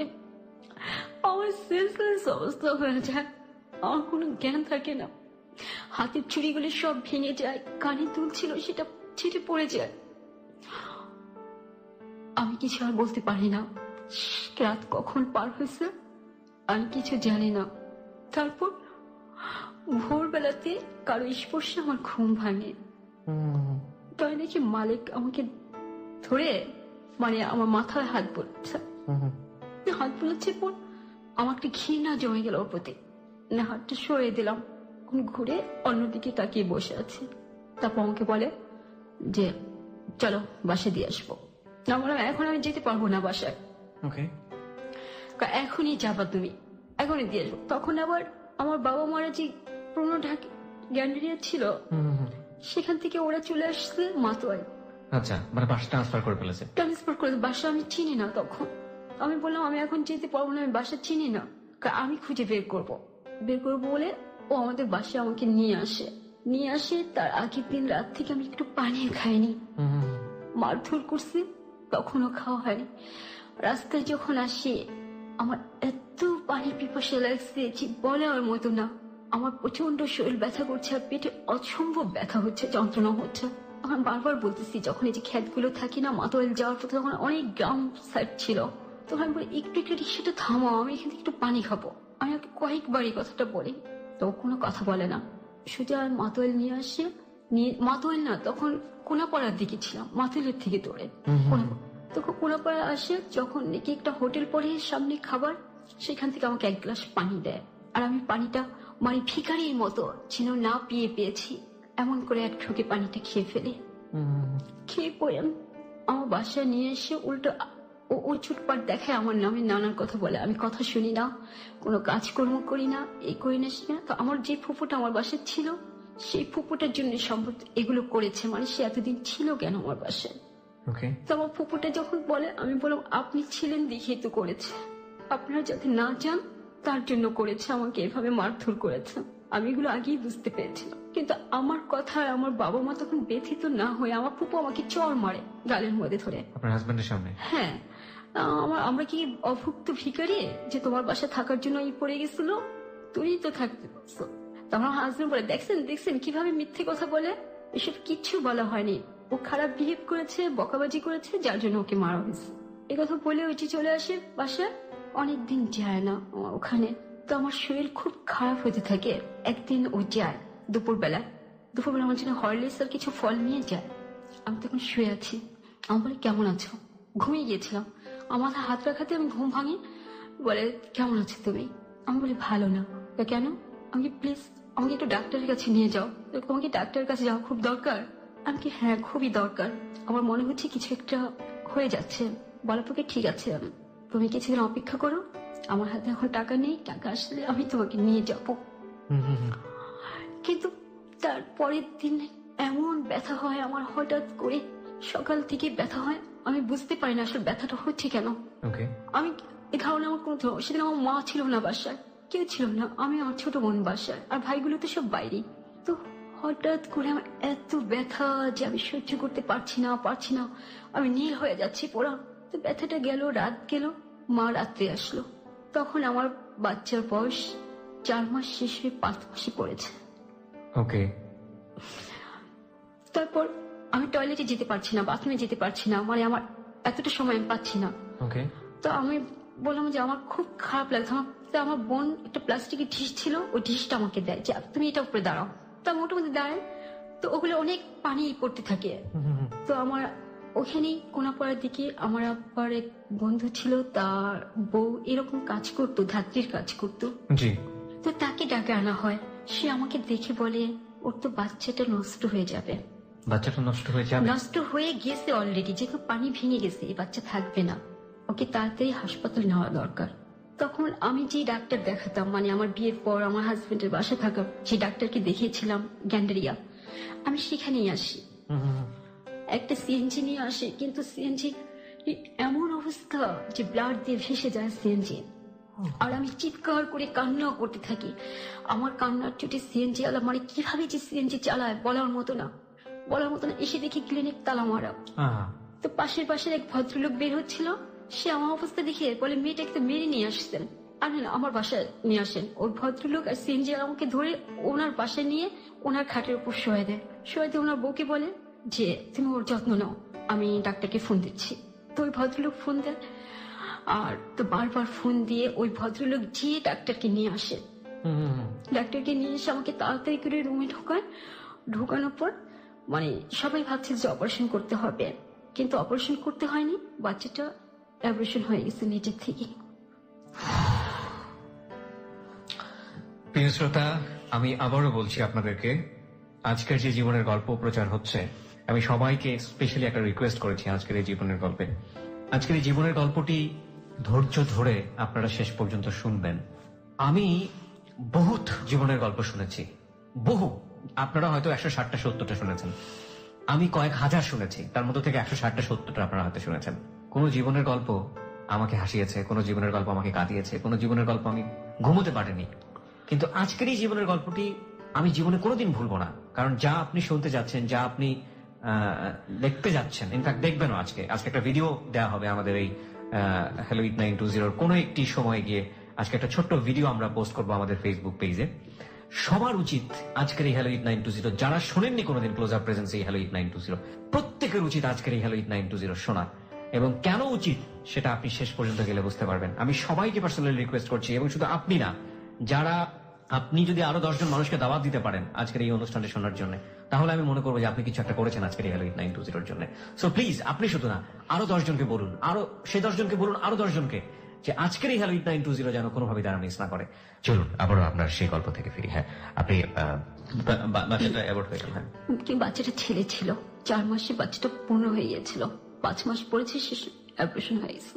তো আমার খুব খারাপ লাগলো, কিন্তু সে মুহূর্তে আমি বুঝতে পারছিলাম না আমার অনুভূতিটা কি, আমি জীবনে কি হারালাম। আমার এটা বোঝার মতো তেমন একটা আমার সেন্স ছিল না, শুধু আমার শারীরিক কষ্টটাই আমাকে কষ্ট দিচ্ছিল। আচ্ছা। তো আমার হাজবেন্ডকে আমার ছোট ভাই খুঁজে বের করছে, ওর ঠিকানায় গিয়ে ও আসছে ওর ফ্রেন্ডকে নিয়ে। তখনও বাচ্চাটা মানে একটা ট্রেতে রাখা ছিল, ঢাকা হয়নি। তো বাচ্চাটাকে দেখলো, দেখে ওর ফ্রেন্ডটা বললো যে আয়াকে বললো বাচ্চাটা সরিয়ে ফেলেন ওর কাছ থেকে।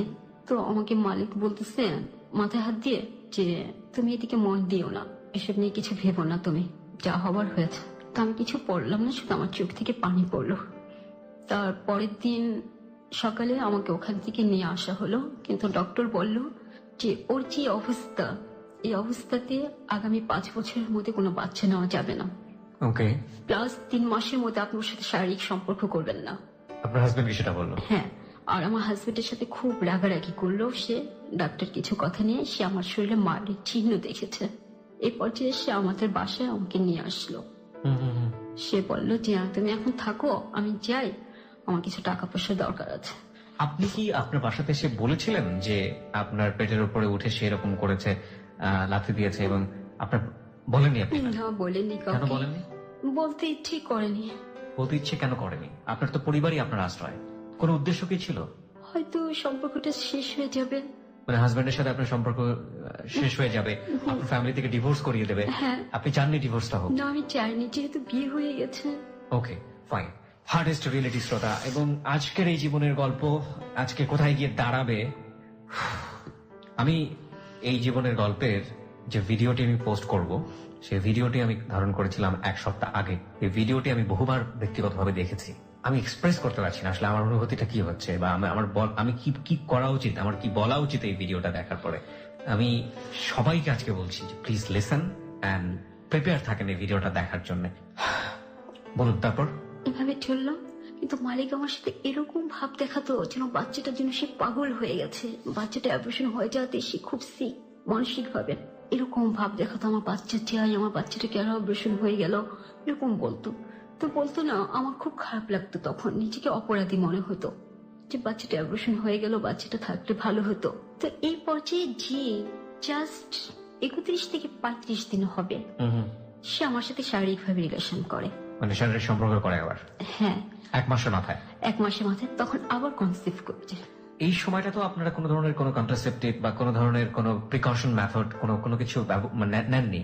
আমি কিভাবে নেব যদি সে না চায়? সে না চায়। ওকে।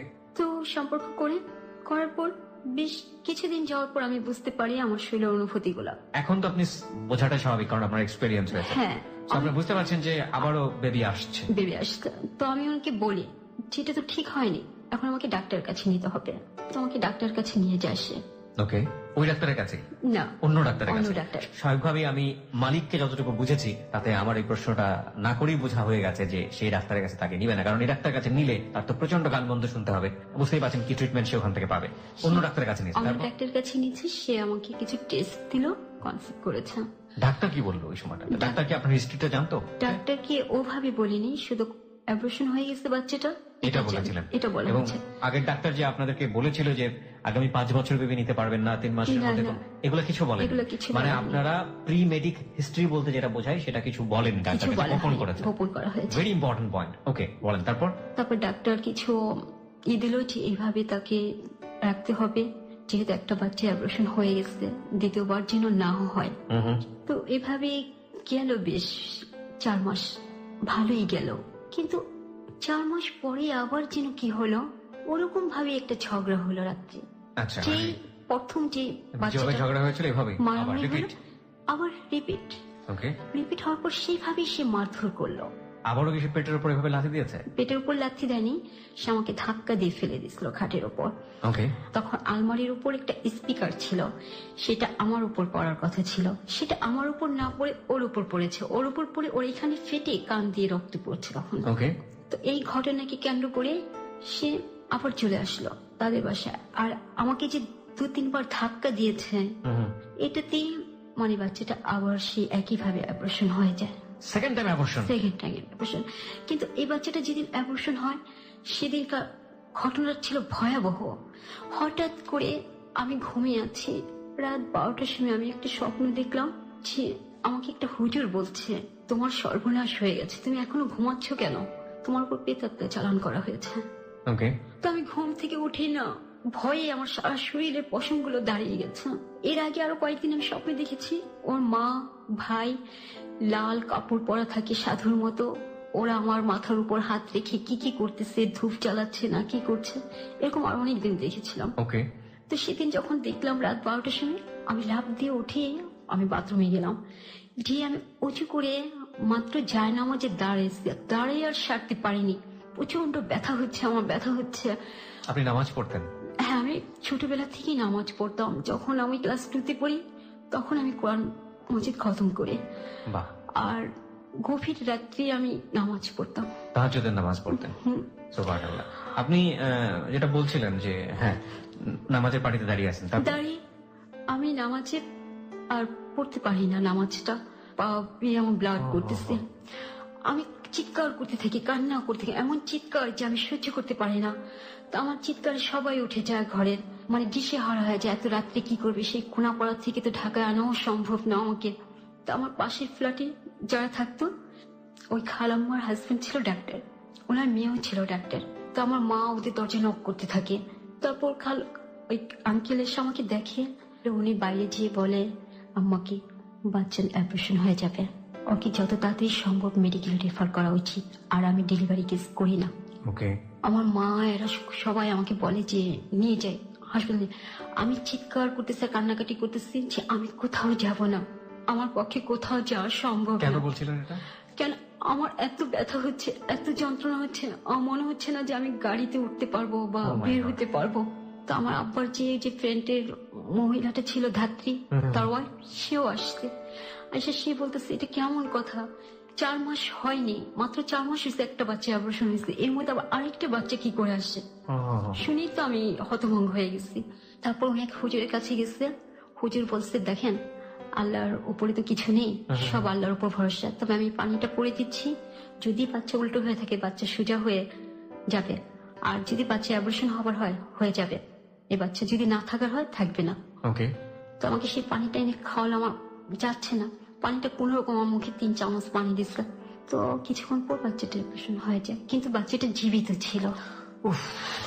আর এই বাচ্চাটা একটা মেয়ে ছিল, মানে পুতুলের মতো সুন্দর ছিল। মানে যারা দেখছে সবাই এখন পর্যন্ত জীবিত ছিল মানে কতক্ষণ জীবিত ছিল? 2 মিনিট। আমার মা নাকি চামচ দিয়ে ঠোঁট নাড়ছিল, চামচ দিয়ে পানি দিচ্ছে, 2 চামচ পানি খেয়েছে সে। পানি খেয়েছে সে, 2টা নেট দিয়ে শ্বাস ছাড়ছে। আর সবচেয়ে বড় কথা, আগের বাচ্চাটা যখন অপারেশন হয় তখন তার সারা শরীর নয়, তার মাথাটা ছিল জখম। আর এই বাচ্চাটা হয়েছিল পায়ে। আবার আমার ভাই এরা খুঁজে মালিককে নিয়ে যায়, নিয়ে যাওয়ার পর ও আসছে, বাচ্চাটাকে দেখে ও সন্দেহ করতেছে বাচ্চাটা আমি অপারেশন করে ফেলছি। ও এরকম বলতেছে, ও বলতেছে বাচ্চাটাকে দিয়ে দেন, আমি গিয়ে ডাক্তারি পরীক্ষা করব। পুরুষ জাতির কলঙ্ক ছাড়া কিছু বলার নেই। এবং ওকে, আমি আবারও বলছি যে আজকের এই স্টোরিটা সবাইকে আমি রিকোয়েস্ট করছি, please listen this story, last পর্যন্ত শুনবেন, সবার কাছে আমার রিকোয়েস্ট। আমি এখানে পাশবিকতার বর্ণনার কোনো ইন্টেনশনে আপনাকে শুনতে বলছি না, আমি শুনতে বলছি বিশেষ একটা কারণে। সেই কারণটা এখন পর্যন্ত আসেনি এই গল্পে। আপনি চিন্তাও করতে পারবেন না যে আজকের এই ক্লোজ আপ প্রেজেন্স হ্যালো 8920 আপনাকে কোন সেন্সের কাছে দাঁড় করিয়ে দেবে। এবং একটি বিশেষ ভিডিও আমরা পোস্ট করতে চাই আমাদের ফেসবুক পেজে, প্লিজ একটু কষ্ট করে জেগে থাকুন। শুধু আপনি না, আপনাকে বলবো আজ হ্যালো 8920 টিম মেম্বার হিসেবে আপনি আরো 10 জনকে বলুন যে আজকের এই গল্প যেন তারা অবশ্যই শোনে। হ্যাঁ বলুন। তারপরে তো মালিক আমার সাথে খুব খারাপ ব্যবহার করে, আবার খারাপ ব্যবহার করে। ওর ধারণে আমি অপারেশন করে ফেলছি বাচ্চাটা, আমি ঘর করতে চাই না তাই। ও অনেক দোষারোপ করতেছে, আমাকে বলতেছে তুমি আগে সুস্থ হও, তোমার সাথে তারপর আমার বোঝাপড়া আছে। কিন্তু এর মধ্যে আমি মানে অ্যাবনর্মালে চলে যাই, মানসিকভাবে অ্যাবনর্মাল হয়ে গেছে। এত সুন্দর একটা বেবি কেন এভাবে চলে যাবে, আমাকে শুধু এই জিনিসটা প্রিয় দিচ্ছিল। তারপর এই ঘটনা নিয়ে মালিক আমার সাথে অনেক দিন পর্যন্ত খারাপ ব্যবহার করলো, অনেক দিন, প্রায় ওর সাথে আমার 7 থেকে 8 মাস পর্যন্ত কোনো সম্পর্কই ছিল না, যোগাযোগই ছিল না। তারপর আবার আমার সাথে যোগাযোগ করে, আমাদের বাসায় আসে। তো আমাকে অনেকেই বলে যে মানুষ একবার না 7 বার দেখে, মানুষ একদিন খারাপ থাকে আরেকদিন ভালো হয়, ভালো হতেও তো পারে। এই কথা চিন্তা ভাবনা করেই তাকে আবার গ্রহণ করা হয়, সে আমাদের বাসায় থাকে, আমাদের বাসায় আসে। এভাবে আমি আবার কনসেপ্ট করি। আবার কনসেপ্ট করে ফেলেন? হ্যাঁ। কয় মাসের মধ্যে? 1 বছরের মধ্যে। এবার একটা বড় গ্যাপ নেন আপনারা, যদিও প্রথম গ্যাপে 5 বছরের গ্যাপ নেওয়ার কথা ছিল। ওকে।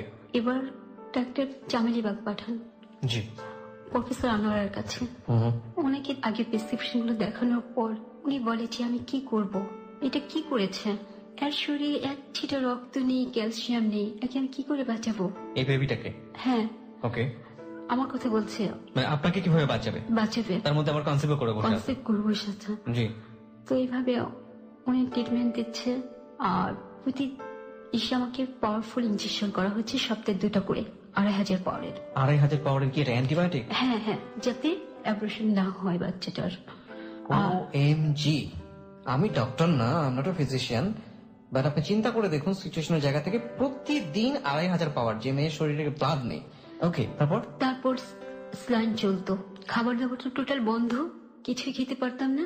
এভাবে 7 মাসের মতো গেল। এর মধ্যে আবার মালিকের চরিত্রগুলো আমার কাছে ধরা পড়ে গেছে।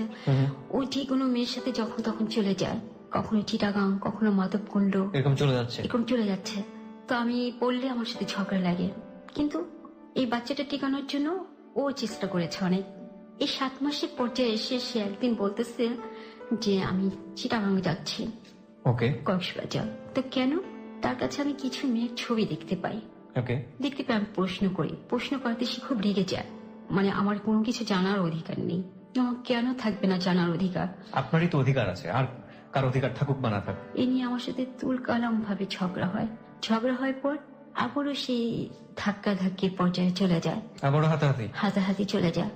তো এবার আমাকে আমার বাবা মা খুব বকা দেয় যে ও জাহান্নামে যাক, তুই কেন যাস ওর সাথে কথা বলতে। রাইট। এই কথা বলে সে চলে যায়, যে মানে প্রচন্ড ঝগড়াঝাটি হয়। আর এমন ঝগড়াঝাটি করতো মানে অশ্লীল পর্যায়ে, যেগুলো আমার বাজে কথা বলতো, আমার সহ্য করা একেবারে সম্ভব ছিল না। তো এভাবে চলে গেল। বাচ্চাটা যখন হবে তখন ডাক্তার বলল যে 1 মাস আগে ভর্তি হতে হবে, প্লাস বাচ্চা হওয়ার পর কতদিন থাকতে হয় তা জানা নেই। তো আমি টোটাল অ্যামাউন্ট চিন্তা করে দেখলাম 1 থেকে 1.5 লাখ টাকা চলে যাবে। ওকে, 1.5 লাখ টাকা কোথা থেকে বিয়ার করবো আমার বাবা এত টাকা এই মুহূর্তে? আর তখন আমাদের আর্থিক সংকেত অতটা ভালো না, জি, আর মালিকের কোনো খবর নেই। আমি টোটাল চিন্তা ভাবনা করে আমি বলতেছি কি থাক, ওখানে আর আমি যাবো না। উনি আবার আমাকে আল্ট্রাসোনোগ্রাম দিয়েছিল আর কিছু টেস্ট দিয়েছিল 7 মাসে যখন পড়ছে এগুলো করার জন্য, সেগুলো না করে আমি ওখানে যাওয়া বাদ দিয়ে দিই। তারপর আমার মা কার সাথে যেন কথা বলে, আমার সম্ভবত বড় চাচির সাথে। বড় চাচির বাসায় একটা নার্স থাকতো, বাংলা বাজার যে মাতৃসদনটা আছে না, ওখানে কাজ করতো। তখন ওই জায়গাটা তো ডেভেলপ ছিল না, খুব ন্যূনত মানের ছিল। তো উনি আমার চাচিকে বলে যে ওকে এখানে নিয়ে আসেন, যদি নর্মাল ভাবে হয়ে যায় তো হয়েই গেল, টাকা পয়সা তেমন একটা খরচ হবে না, আর যদি আমরা দেখি সিচুয়েশন খারাপ তো আমরা রেফার করবো। ওকে, এই কথা বলে আমাকে নিয়ে যাও ওখানে। কিন্তু আমার ডেট ছিল ভুল, ডেট 1 মাস আগে ভুল দিয়ে ফেলছিল। সেই তারিখ অনুযায়ী আমি ওখানে যাই, 4 দিন কেটে যায়, কোনো হচ্ছে না। কিন্তু আমার অবস্থা খুবই খারাপ হচ্ছে, আমার পেন হচ্ছে আর ব্লিডিং হচ্ছে, শুধু ব্লিডিং হচ্ছে। এভাবে 4টা দিন ওরা আমাকে নর্মাল ভাবে হওয়ানোর জন্য যে স্লাইন দেওয়া হয়, সে স্লাইন দিচ্ছে, স্লাইন অফ হয়ে যাচ্ছে, স্লাইনের ভিতরে রক্ত এসে ভরে যাচ্ছে, স্লাইন টানছে না। ইঞ্জেকশন করছে, ইঞ্জেকশন হচ্ছে না, মানে সব অফ হয়ে যাচ্ছে। 4 দিনের মাথায় সেদিন আমার বড় চাচা সেদিন গেছে, যাওয়ার পর উনি আমার অবস্থা দেখে উনি আমাকে ঢাকা ন্যাশনাল হসপিটাল নিয়ে আসে। তো আমাকে যখন রুমে নিয়ে গেল, সিটে নিয়ে গেল, আমার এত পেন হচ্ছে যে আমাকে নার্স বলতেছে শুয়ে থাকতে, আমি পারতেছি না, আমি বসে চিৎকার করতেছি, হইচই করতেছি। তারপরে আমি বললাম যে আপা প্লিজ আপনারা একটা ইঞ্জেকশন দেন, ব্যথাটা যেন কমে যায়। আমি এভাবে অনুরোধ করতেছি, সহ্য করতে। তখন বলে যে পেটের বাচ্চা যদি পেটে রাখতে চান তাহলে আমরা ইঞ্জেকশন দিই, ব্যথা কমে যায়। এই কথা বলাতে আমি চুপ হয়ে যায়, আর কিছু বলতে পারে না। তো এইভাবে করতে করতে ওরা আমার রিপোর্ট গুলো, একটা ভুল করা হয়েছিল যে আমার যে রিপোর্ট গুলো ছিল, প্রেসক্রিপশন গুলো ছিল, সেগুলো ওদের দেখানো হয়নি। এগুলা বলছে ওই যে নার্সটা ছিল যে বাংলা বাজার হাসপাতালে, উনি বলছে এগুলো যদি দেখান তাহলে ওরা করবে না, ওকে ভর্তি নেবে না, তখন আর সমস্যা হবে, কেন সিরিয়াস রোগী ও। তো ওই কাগজগুলো না দেখাতে ওরা বুঝতে পারেনি যে আমি কতটা ঝুঁকিপূর্ণ অবস্থা আছি। ওরা ভাবছে কি নর্মাল হবে, হওয়ার চেষ্টা করি, না হলে সিজারিং করবো এরকম। তো ওরা নর্মাল হওয়ার মতো ওরাও আবার চেষ্টা করে, স্লাইন টেলাইন সবকিছু একটা পর একটা ওষুধ টষুধ লিখে দিচ্ছে, এই করছে। তো এইভাবে এক রাত্রের মধ্যে 21,000 টাকার মতো ওষুধপত্র লেগে গেল, সবকিছু ডাবল 4 গুণ করে লিখে দিচ্ছে, কাগজ লিখে দিচ্ছে। আমার ভাই আমার চাচা যে নিয়ে আসতেছে, তো হচ্ছে না, আমার অবস্থা মরা যায়, এরকম ব্লিডিং হচ্ছে। শেষ পর্যন্ত ওরা আমাকে, আমার অনুমতি না নিয়ে, আমারও ধারণা ছিল যে নর্মাল না হলে তো ওরা সিজারিং করবে, কিন্তু ওরা সেটা না করে ওরা বাচ্চাটাকে যন্ত্রের সাহায্যে টেনে আনতে চাইছে। আচ্ছা, তখন এই মাথার খুলিগুলো পুরো ভেঙে ফেলছে বেবির। হ্যাঁ বেবি, আর এই বাম চোখটা বের করে ফেলছে, পুরা চোখটা বের হয়ে এখানে ঝুলে গেছে। আর ওর চুলগুলোতে ছিল কুকড়ানো। তখন বাচ্চাটা যখন হয়েছে, ওর সিমটম ছিল মানে সাইড ইফেক্ট করছিল মেডিসিনের কারণে, হাত পায়ের ফিঙ্গার গুলো জয়েন হয়ে গেছিল, জোড়া লাগানো ছিল। মানে ফিঙ্গার গুলোর মধ্যে আমরা যেটা 4টা করে আঙ্গুল পুরো ডিফারেন্ট থাকে, সেরকম সেটা না, জোড়া ছিল। দুটো পায়ের ক্ষেত্রেও জোড়া ছিল, হাতের ক্ষেত্রেও জোড়া ছিল। মানে আপনার যে 2,500 পাওয়ারের ইঞ্জেকশন, সেটা সাইড ইফেক্ট। এটা কি আপনার কোনোভাবেই যখন আল্ট্রাসোনোগ্রাম করে তখন ধরা পড়েনি? না, ধরা পড়েনি। তারপরে যখন এইভাবে বাচ্চাটাকে টেনে আনতে, আল্ট্রাসোনোগ্রাম কি করিয়েছিলেন বেবি পেটে থাকা অবস্থায়? 3 মাসে করেছিলাম। 3 মাসের পরে আর করেননি? This is a big mistake again. Okay, বলুন তারপর। চোখটা বের হয়ে গেছে, বেবিটাকে তো আমরা টেনেই বের করেছি। টেনেই বের করছে, এবং কোনো ডাক্তার ছিল না, আয়ার এই কাজটা করেছে, নার্স করেছে। আমি চিৎকার করছি যখন, তখন অপারেশন করেছে। মানে এমন ভাবে কাটছে যে কি বলবো, এরকম 2 বালতি ব্লিডিং হয়েছে। মানে ওরা থামাতে চাচ্ছে ব্লাড, কিন্তু থামছে না, ওরা সেলাই করতে পারছে না। বাচ্চা হয়েছে রাত 4:15-তে, আর সেই অপারেশন শেষ হয়েছে 8:35। শরীরে তো ব্লাড থাকার কথা না আপনার, তাইলে? হ্যাঁ, আমার হাড়েও ব্লাড ছিল না। আমি অপারেশন টেবিল থেকে পড়ে যাই, যদি আমাকে তখন না ধরে ফেলতে পারে আমি সাথে সাথে মারা যেতাম। টেবিল থেকে আমার খিচুড়ি হয়ে পড়ে গেছিলাম। কিন্তু ওরা আমার বাচ্চাটাকে নিয়ে তখন কোনো কেয়ার করেনি। তো আমি একবার বাচ্চাটার কান্না শুনেছি, আপনার হাজবেন্ড সেখানে ছিল না? কেউ ছিল না। আর আমি যখন নাকি বাচ্চাটাকে এইভাবে টেনে হিসেবে বের করতে যাই, তখন আমি চিৎকার করে আমাকে নার্স একটা করে থাপ্পড় দেয়। মানে আমার গার্ডিয়ান কেউ ছিল না আমার সাথে তখন সেই মুহূর্তে। বলুন তারপর কি হলো? তারপর এরকম চিৎকার করছে, আমাকে মারছে আর সেলাই করছে একটা করে। তো আমার মা সহ্য করতে না পেরে আমার মা নার্সকে অভিশাপ দেয় যে তুই একদিন ধ্বংস হয়ে যাবি, তোকে এই যন্ত্রণা ভোগ করতে হবে।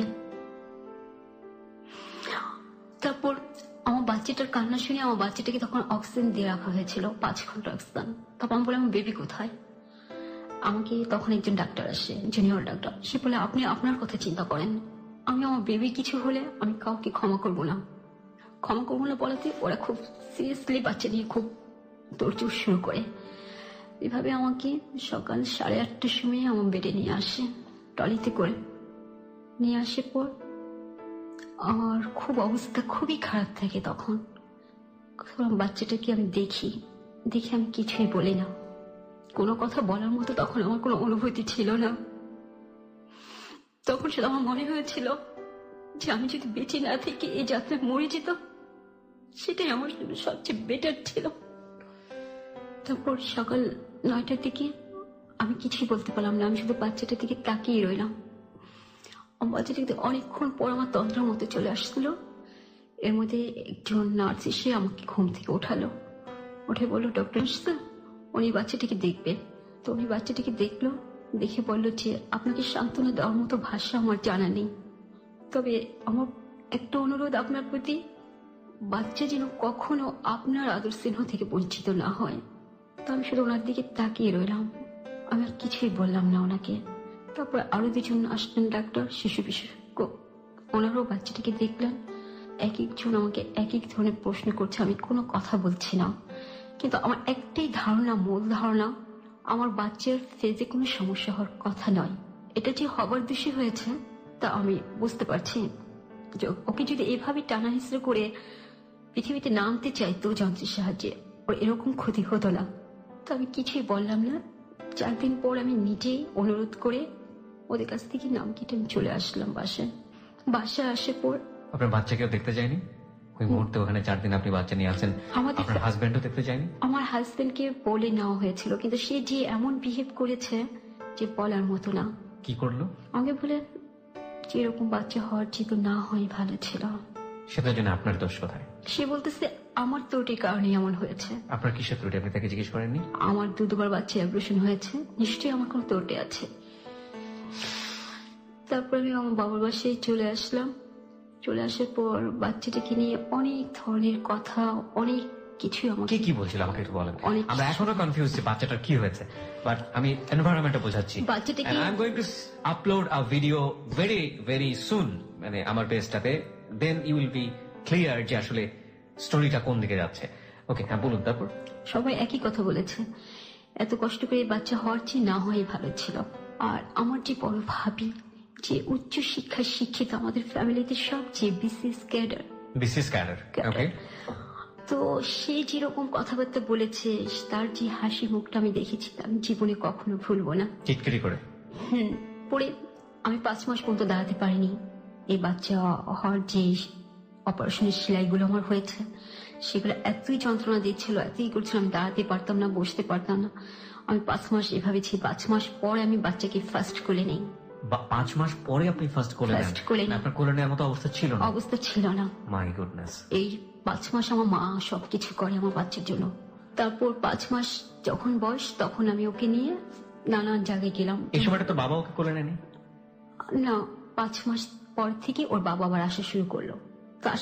তার প্রতি তো আমার একটা ঘৃণা, একটা বিদ্বেষ জমা হয়ে আছে। আমি তার সাথে প্রয়োজন ছাড়া কোনো কথা বলতাম না। আর ওর সাথে কেন, সবার সাথে আমি কোনো কথাই বলতাম না।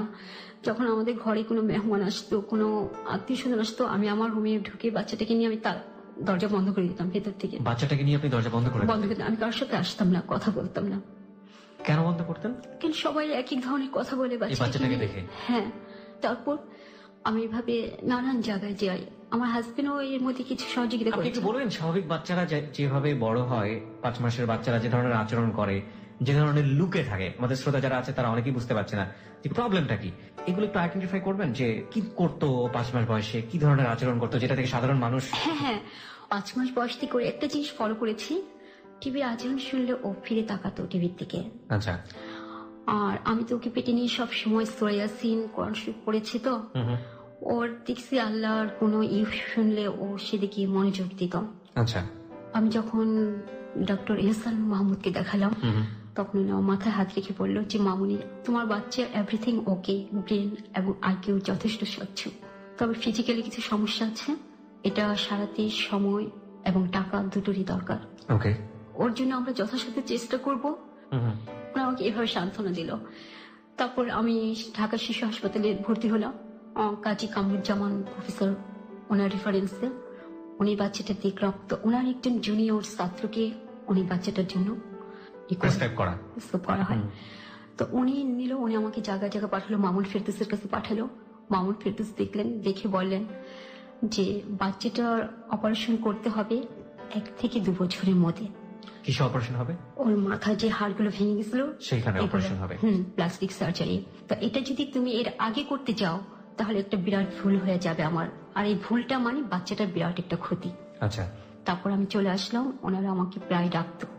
তারপর ওই ডাক্তারের মাধ্যমে নানান বাহির থেকে ডাক্তার আসলে সে আমাকে কল করতো, আমি বাচ্চা নিয়ে আসতাম, ওরা দেখতো, দেখার পর এক একজনে এটা নিয়ে রিসার্চ করতো, অনেক কিছু করতো। হ্যাঁ, বেবি ছবি টবি নিয়ে যেত, সবকিছু করে নিয়ে যেত ভিডিও করে। তারপর কানাডিয়ান ডাক্তার আসলো, সে এসে আমাকে ওই মামুন স্যারের মধ্যে সান্ত্বনা দিল। আর বাচ্চাটার অপারেশন আমি করতে পারি, কিন্তু আমি করলে যতটা না ভালো হবে তার চেয়ে ভালো হবে অস্ট্রেলিয়ান সার্জন যদি করে। Australian surgeon? হ্যাঁ। তারপরে ওনাকে আমি কোথায় পাবো? বলো, ওনাকে আমি যোগাযোগ করব, 1 মাস পর উনি আসবে, তখন আপনি দেখা করবেন ওনার সাথে। কোন হাসপাতালে এটা? এটা ঢাকা মেডিকেল। ঢাকা মেডিকেলে। আচ্ছা। তো উনি 1 মাস পরে আসেন, আসার পর আমার চাই আসলে উনি বাচ্চাটাকে দেখেন।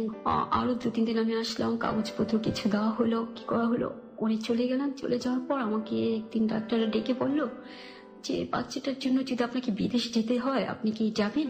ওকে। আপনি কি পারবেন?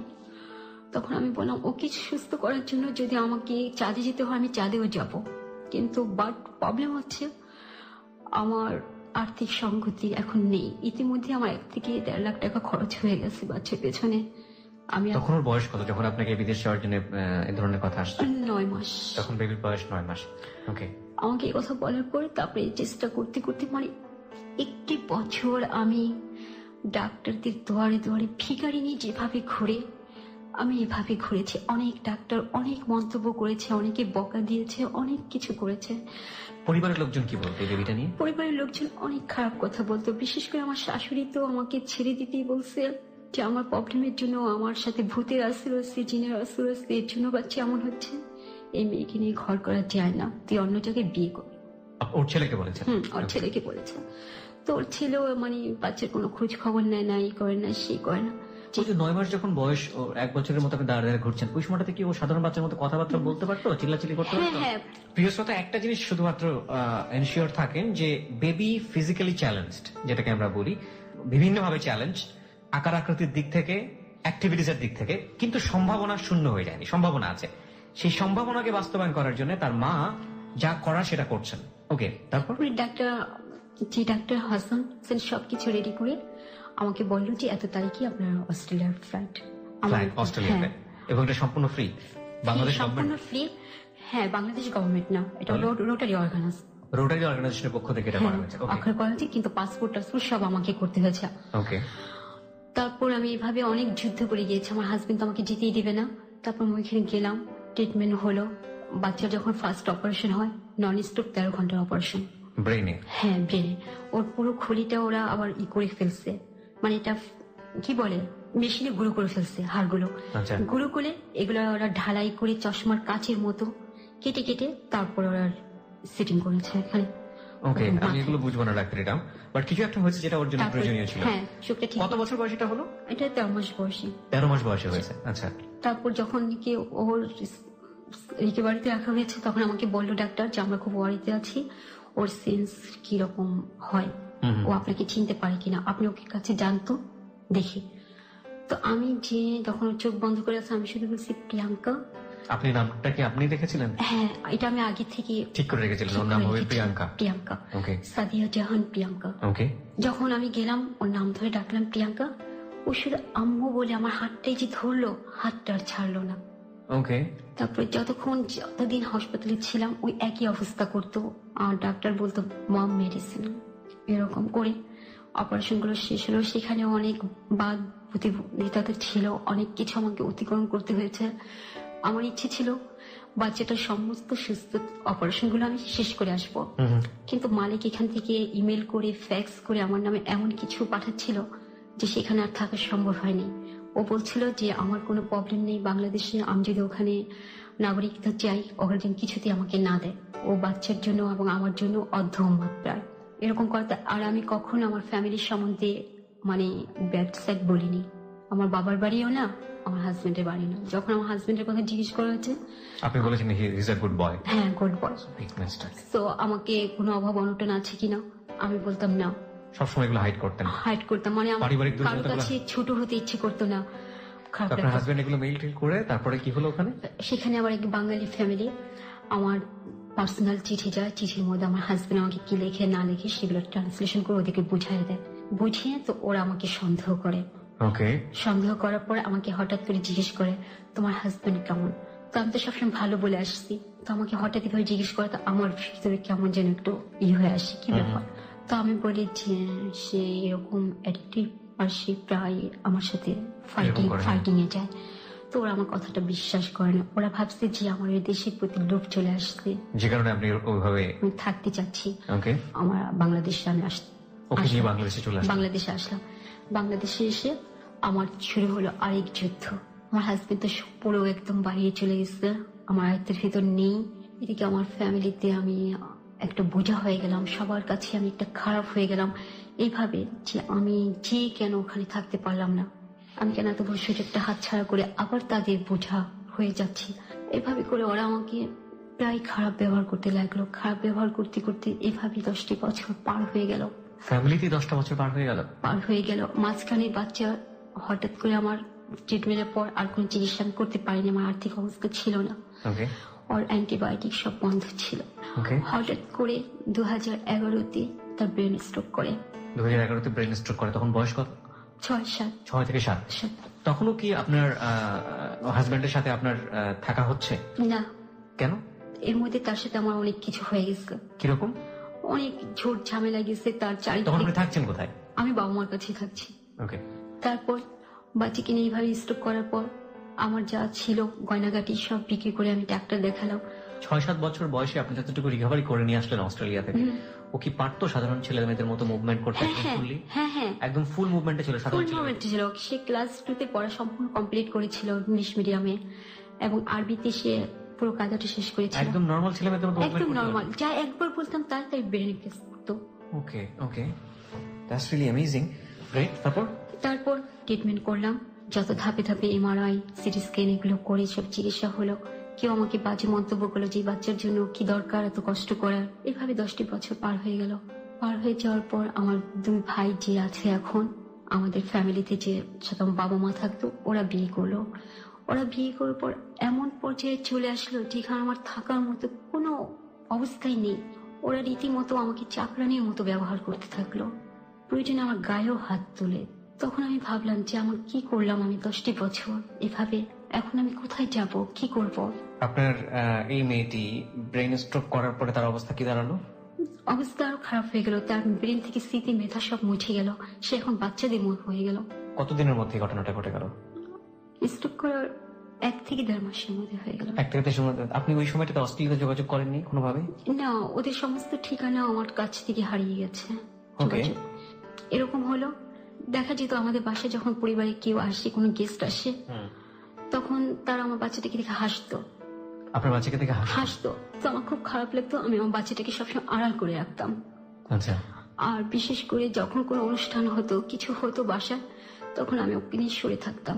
আমি কোনো অনুষ্ঠানে জয়েন করতাম না। কেন করতেন না? তারা চাইতো না আমি অনুষ্ঠানে জয়েন করে। শুধুমাত্র আপনার বেবিটার জন্য? হ্যাঁ, বেবিটার জন্য। আপনি কি করতেন এই বাচ্চাটা নিয়ে? কি সারাদিন আপনার রুটিনটা বলেন তো? এই সময় আমার রুটিনটা, আমি সংসারে কাজকর্ম করতাম আর শুধু আল্লাহর উপর রাগ দেখাতাম। নামাজ পড়ে বলতাম যে আল্লাহ তুমি আমাকে কেন এত কষ্ট দিচ্ছ, কি অন্যায় আমি করেছি।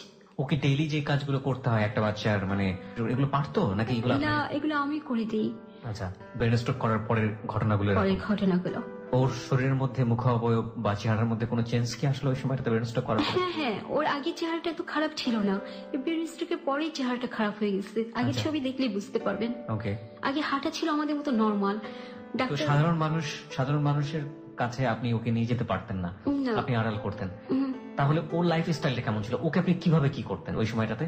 ওকে খেলনা দিয়ে বসিয়ে দিয়ে আমি নামাজ পড়তাম, কোরআন পড়তাম, বা ওর কোনো বই নিয়ে আমাকে পড়ানোর চেষ্টা করতাম। আপনার হাজবেন্ড কই থাকতো ওই সময়টাতে? আমার হাজবেন্ডের সাথে কোনো যোগাযোগ নেই, ও কোথায় কি করছে সেটা কোনো ধরনের কিছু জানি না, একদমই নেই। ডিভোর্স হয়নি আপনার সাথে? ডিভোর্স হয়নি। এভাবে অনেকদিন গেল, বাচ্চা ভরণ পোষণ সে করে না, কোনো খোরপোষও দিচ্ছে না। আর আমার ভাইরা বিয়ে করার পর আমার এখন এমন অবস্থা হলো যে আমার ওখানে টিকার মতো না। আমাকে যেমন প্রায় বলতো, আমাদের আত্মীয়রা বলতো, আমার হাজবেন্ডও বলতো বাচ্চাটাকে মেরে ফেললে হয়তো ভালো হতো। তার প্রতিবেশীরা তো আছে, নানান কথা বলতো। তারা কখনো বলতো মরে যায় না কেন, বাচ্চাটা মরে গেলেই তো ভালো হয়, এরকম বলতো। ওকে তো নর্মাল মানুষ দেখলে, নর্মাল বাচ্চারা দেখলে ভয় পায়। হ্যাঁ, তো আপনি মা হিসেবে ওকে যখন আপনি রাতের বেলা ঘুম পাড়ান, আপনি যখন ওর পাশে থাকেন, আপনার ভেতরে অনুভূতিটা কি? না না, আমার কখনো ভয় করেনি। আমার মনে হয়েছে যে পৃথিবীতে আমার বাচ্চাটাই সবচেয়ে সুন্দর, আমার বাচ্চাটাই সবচেয়ে সুস্থ। মাঝখানে খুব খারাপ বিয়ে হয়েছে, এই ১.৫ বছরের মধ্যে এমন যন্ত্রণা হয়েছে আমার ফ্যামিলিতে যে বলার মতো না। আমি আমার বাচ্চাকে নিয়ে দরজা লাগিয়ে রাখতাম, ৩ দিন ৪ দিনে খাবারও খেতাম না, গোসলও করতে পারতাম না। যে মারবে, টর্চারিং করবে, এই ভয়তে দরজা খুলে বের হতাম না। কে মারবে আপনাকে? আমার ভাইয়ের বউরা। তার জন্য আপনার বাবা কিছু বলতো না? বাবার বলার মতো এখন তেমন একটা পজিশন নেই। ওকে। আপনার মা তো ডিপেন্ডেন্ট? না, মা তো ৩ বছর আগে ব্রেন স্ট্রোক করে সে শয্যাশায়ী ছিল, তার কোনো সেন্সই ছিল না। এই ৩ বছর পরে ২৪শে মে মারা গেল সে। ওহো। যখন মারা যায় এর মধ্যে তখন সেন্স একটু ফিরে আসছিল। আমি যখন নামাজে পড়ে কাঁদতাম দাপায়া, তখন সে আমার দিকে ফিরে ফুপিয়ে ফুপিয়ে কাঁদতো। তারপর এমন অবস্থা চলে গেল আমার ভাইয়ের বউদের, মানে এরা বলতেছে যেভাবে হোক আমার ব্যবস্থা আমাকে করতে হবে, আমি এখানে থাকতে পারবো না। আমার বড় ভাবি নাকি বলতেছে আমার ছোট ভাইকে যে স্বার্থপর হও, স্বার্থপর হও। স্বার্থপর যদি না হও জীবনে কখনো প্রতিষ্ঠিত হতে পারবে না। এইভাবে চলতে থাকে। অনেক জায়গা থেকে আমার বিয়ের প্রপোজ আসতে থাকে, কিন্তু আমি কোথাও বিয়ে করি না। আপনার তো তখনও আপনার ডিভোর্স হয়নি? না, ডিভোর্স হয়নি, তারপরে বিয়ের প্রস্তাব আসতে থাকে অনেক জায়গা থেকে। তো আমি এটা আর করি না। তো করি না। মাঝখানে আমার ভাইরা তখন এমন পর্যায়ে চলে যায় যে ওরা আমাকে ঘর থেকে বেরিয়ে করে দিবেন। ওকে। শেষমেশ আমার বাড়ির ফ্যামিলি বাসা ভাড়া থাকে আমার উপর ৫ তলা। সে অনেকটা দেখতো আমার ফ্যামিলিতে যে ঝগড়া হতো, আমাকে নিয়ে অনেক কিছু হতো। সে আমাকে একদিন বলে যে তোমাকে একটি কথা বলবো মা, তুমি কিছু মনে করো না। হ্যাঁ বলেন। তুমি একটা বিয়ে করে ফেলো। আমি না, এর মধ্যে আমি আবার আমার হাজবেন্ডকে ডিভোর্স দিয়ে দিচ্ছি। দিয়ে দিয়েছেন? হ্যাঁ, দিয়ে দিয়েছি। তো আমাকে এখন বলার পর তো বললো যে তোমার ভালো হবে, তোমার যে বয়সটা যাচ্ছে আর যেরকম সিচুয়েশন দেখছি ফ্যামিলির, এটাতে তোমার কোনো নিরাপত্তা নেই। কিন্তু ওরা বুঝতো না যে এরকম আপনি যেটাকে বলছেন না, আপনি আপনার বেবি, এরকম একটা বেবি, একটা সাধারণ ছেলে কিভাবে মেনে নেবে? মেনে নিবে, তাই তো কথা। আমাকে চাচাটা বললো যে আমার কাছে একটা ছেলে আছে খুব ভালো, ৫ ওয়াক্ত নামাজ পড়ে, হুজুর, উনি একটা মেয়ে খুঁজতেছে, ধার্মিক খুব মেয়ে খুঁজতেছে, এবং দেখতে শুনতে সুন্দর হতে হবে। আমি বললাম না না চাচা, এইসব কথা বলেন না। তারপর আমাকে বারবার অনুরোধ করে বলে কি তুমি একবার কথা বলে দেখো। তো উনি আমার কাছে মোবাইল নাম্বারটা নিলেন। তো আমি ভাবছিলাম জাস্ট উনি কথা বলার জন্য নিচ্ছে। তো একদিন আমাকে রিং দিচ্ছে, আমি হ্যালো, আমি চাচা বলতেছি। আচ্ছা। তো বললো যে আমি যে তোমাকে বলছিলাম তুমি ওর সাথে একটু কথা বলো। তো আমি কথা বললাম, কথা বলে মনে হলো ভালোই। তো আমি সরাসরি ইন্টারভিউর মতো আমি তাকে প্রশ্ন করলাম, আমি কি আপনি জানেন? আমি কি, হ্যাঁ আমি জানি। তো আপনার যে অ্যাবনর্মাল বেবিটা আছে সেটা উনি পারবে মেনে নিতে? কথায় আসছে, সে কথায় আসছে। আমাকে আমার একটি 10 বছর প্রতিবন্ধী মেয়ে আছে, যে মেয়ে আমি ছাড়া, উপরে আল্লাহ ছাড়া তার কেউ নেই। আপনি কি তাকে মেনে নিতে পারবেন? হ্যাঁ, আমি আপনাকে মেনে নিলে তো, ভালোবাসলে তো তাকেও আমি ভালোবাসতে পারবো। তাহলে আপনার কথা শুনে আমি কিছু মেলাতে পারছি না, বাস্তবতা অনেক কঠিন। উনি কি ম্যারিড ছিলেন? উনি? হ্যাঁ, উনি আমাকে বলছে আনম্যারিড। আচ্ছা, ওকে। তারপর অনেক কথার পর সে আমাকে প্রায় ফোন দিত, ফোন দিয়ে ইমোশনাল ভাবে আমাকে ইমোশনাল করার চেষ্টা করতে, সুন্দর সুন্দর কথা বলে। হ্যাঁ, কি নাম ছিল ছেলেটার? আব্দুল আলিম। আব্দুল আলিম, ওকে। তো সে আমাকে অনেক কথাবার্তা বলার পর মাঝখানে কিছুদিন গ্যাপ ছিল, আবার পহেলা বৈশাখ আসলে সে আমাকে ফোন দিল। তো আমি বললাম যে আপনি আমাকে ফোন দিচ্ছেন কেন? দেখেন আপনার কথা আমার খুব ভালো লেগেছে, আর চাচার কাছে যেরকম শুনেছি আপনাকে আমার পছন্দ করেছে। আপনি ছেলেটা সম্পর্কে কি জানতে পেরেছেন? কোথাও ছেলেটার সম্বন্ধে, হ্যাঁ, এখানে যাত্রাবাড়িতে সে একটা প্রাইভেট কোম্পানিতে জব করে, আচ্ছা, এতটুকু জানি। তো এরকম করে আমাকে আপনার ফ্যামিলি কয়, হ্যাঁ আমার ফ্যামিলিকে আমি রাজি করাবো, রাজি করে আসবো। আমাকে আপনার ফ্যামিলিকে মেনে নেবে? আপনার বাচ্চার ব্যাপার কয়, বাচ্চা সে একটা মানতে চাইবে না, তাদের কাছে 1 থেকে 1.5 বছর গোপন রাখতে হবে। যখন নাকি আমাদের কোনো বাচ্চা হয়ে যাবে তখন জানলে কিছু যাবে আসবে না। তো এইভাবে ফোন দিতে থাকি, সে কথা বলতে থাকে। এক পর্যায়ে আমার ফ্যামিলির থেকে খুব চাপ আসলো যে আমাকে বিয়ে হয়ে যেতে হবে, আর এই লোকটা আমাকে এত রিকোয়েস্ট করতেছে, আমি মেনে নিতেছি না। তো এখন আমি কি করব? তো এর মধ্যে আবার এই লোকটা কি করলো, সব রাতের দিন গ্রামের বাড়িতে যে ওর মাকে সব বলছে, ওর মা আমাকে ফোন দিল। ফোন দিয়ে আমাকে এমন ভাবে কথা বললো, রুমানা রুমানা বৌমা আমার, মানে মনে হলো কত দিনের চেনা, উনি যেন আমাকে কত চিনে, কতই আপন, এমন ভাবে কথা বলতে বলে, দেখো আমার মুখ থেকে বৌমা চলে আসছে, তুমি আমার ঘরের বউ হবা। তারপরে আমাকে ওর মা বুঝালো, ওর বোন ফোন দিল, অনেক বোঝালো। ওরা আমার ফ্যামিলির বর্ণনা সব শুনেছে এবং দেখেছে। তো ও আমাকে সবসময় এভাবে ফোন দিত, মানে 24 ঘন্টার মধ্যে বলতে গেলে 18 ঘন্টায় ফোন দিত আমাকে। এক পর্যায়ে আমার ফ্যামিলি থেকে আমাকে বের হতেই হবে। তখন আমি সিদ্ধান্ত নিয়ে ফেললাম যে জীবনে একটা ঝুঁকি নিতে হবে। Right, you don't have any way, আপনার হাতে আলটিমেটলি কোনো রাস্তা নাই, রাস্তা নেই, এটা ছাড়া ডু অর ডাই সিচুয়েশন। হ্যাঁ, তো আমি বুঝতেই পারছি যে ছেলেটাকে আপনি বিয়ে করলেন, তাই তো? হ্যাঁ। ওকে। তারপর 19 সেপ্টেম্বর অগস্ট তার সাথে আমার বিয়ে হয়ে গেল। ওকে। বিয়ে হওয়ার একদিন পরেই হতে ওর বাড়িতে সবাই জানছে। বিয়ের 1 সপ্তাহ পর সে গ্রামের বাড়িতে গেল, বললো সবাইকে। ওর বাবা মা আমাকে ফোন দিয়ে কথা বললো, ওর বাবা আমাকে বললো যে কেমন আছো মা? আমি বললাম ভালো।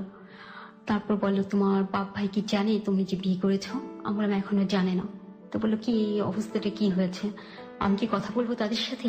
তখন আমি বললাম না বাবা, আপনার এখন কথা বলার দরকার নেই, তারা যেহেতু জানে না, কিছুদিন যাক তারপর দেখা যাক। তো এইভাবে কথা হলো, কিন্তু তাদের ছিল একটা লোভ যৌতুকের জন্য। তারা ভেবেছিল আমার ভাইরা ভালো পজিশনে আছে, তারা এত বড় বাড়িতে থাকে, বিয়েটা হোক না আগে, পরে অনেক মোটা অঙ্ক টাকা দাবি করা যাবে। আচ্ছা। কিন্তু আমি তো বুঝতে পারিনি। বাসা নিলাম, বাসা নিয়ে আমার যে ফার্নিচার গুলো ছিল আমি সব নিয়ে আসলাম, প্লাস আমার থেকে 70 থেকে 80,000 টাকা তাকে দেওয়া হলো, তার দরকার। আমার মেয়েকে রেখে আসলাম আমাদের বাসায়। আপনার মেয়েটা তখন কোথায় ছিল? আমার বাবার বাসায়। কে দেখতো ওকে? ওকে দেখতো তখন আমার বোন আসছিল শ্বশুর বাড়ি থেকে, সে মুহূর্তে ও দেখতো তখন। ওকে। তো এইভাবে কিছুদিন ভালো গেল। যাওয়ার পর ফার্স্টে কোরবানি ঈদে আমি গেলাম ওদের বাসায়। এখনো ওদের বাড়ি কেউ জানে না যে আমার বাচ্চা আছে, সবাই জানে আমি বিবাহিতা ছিলাম।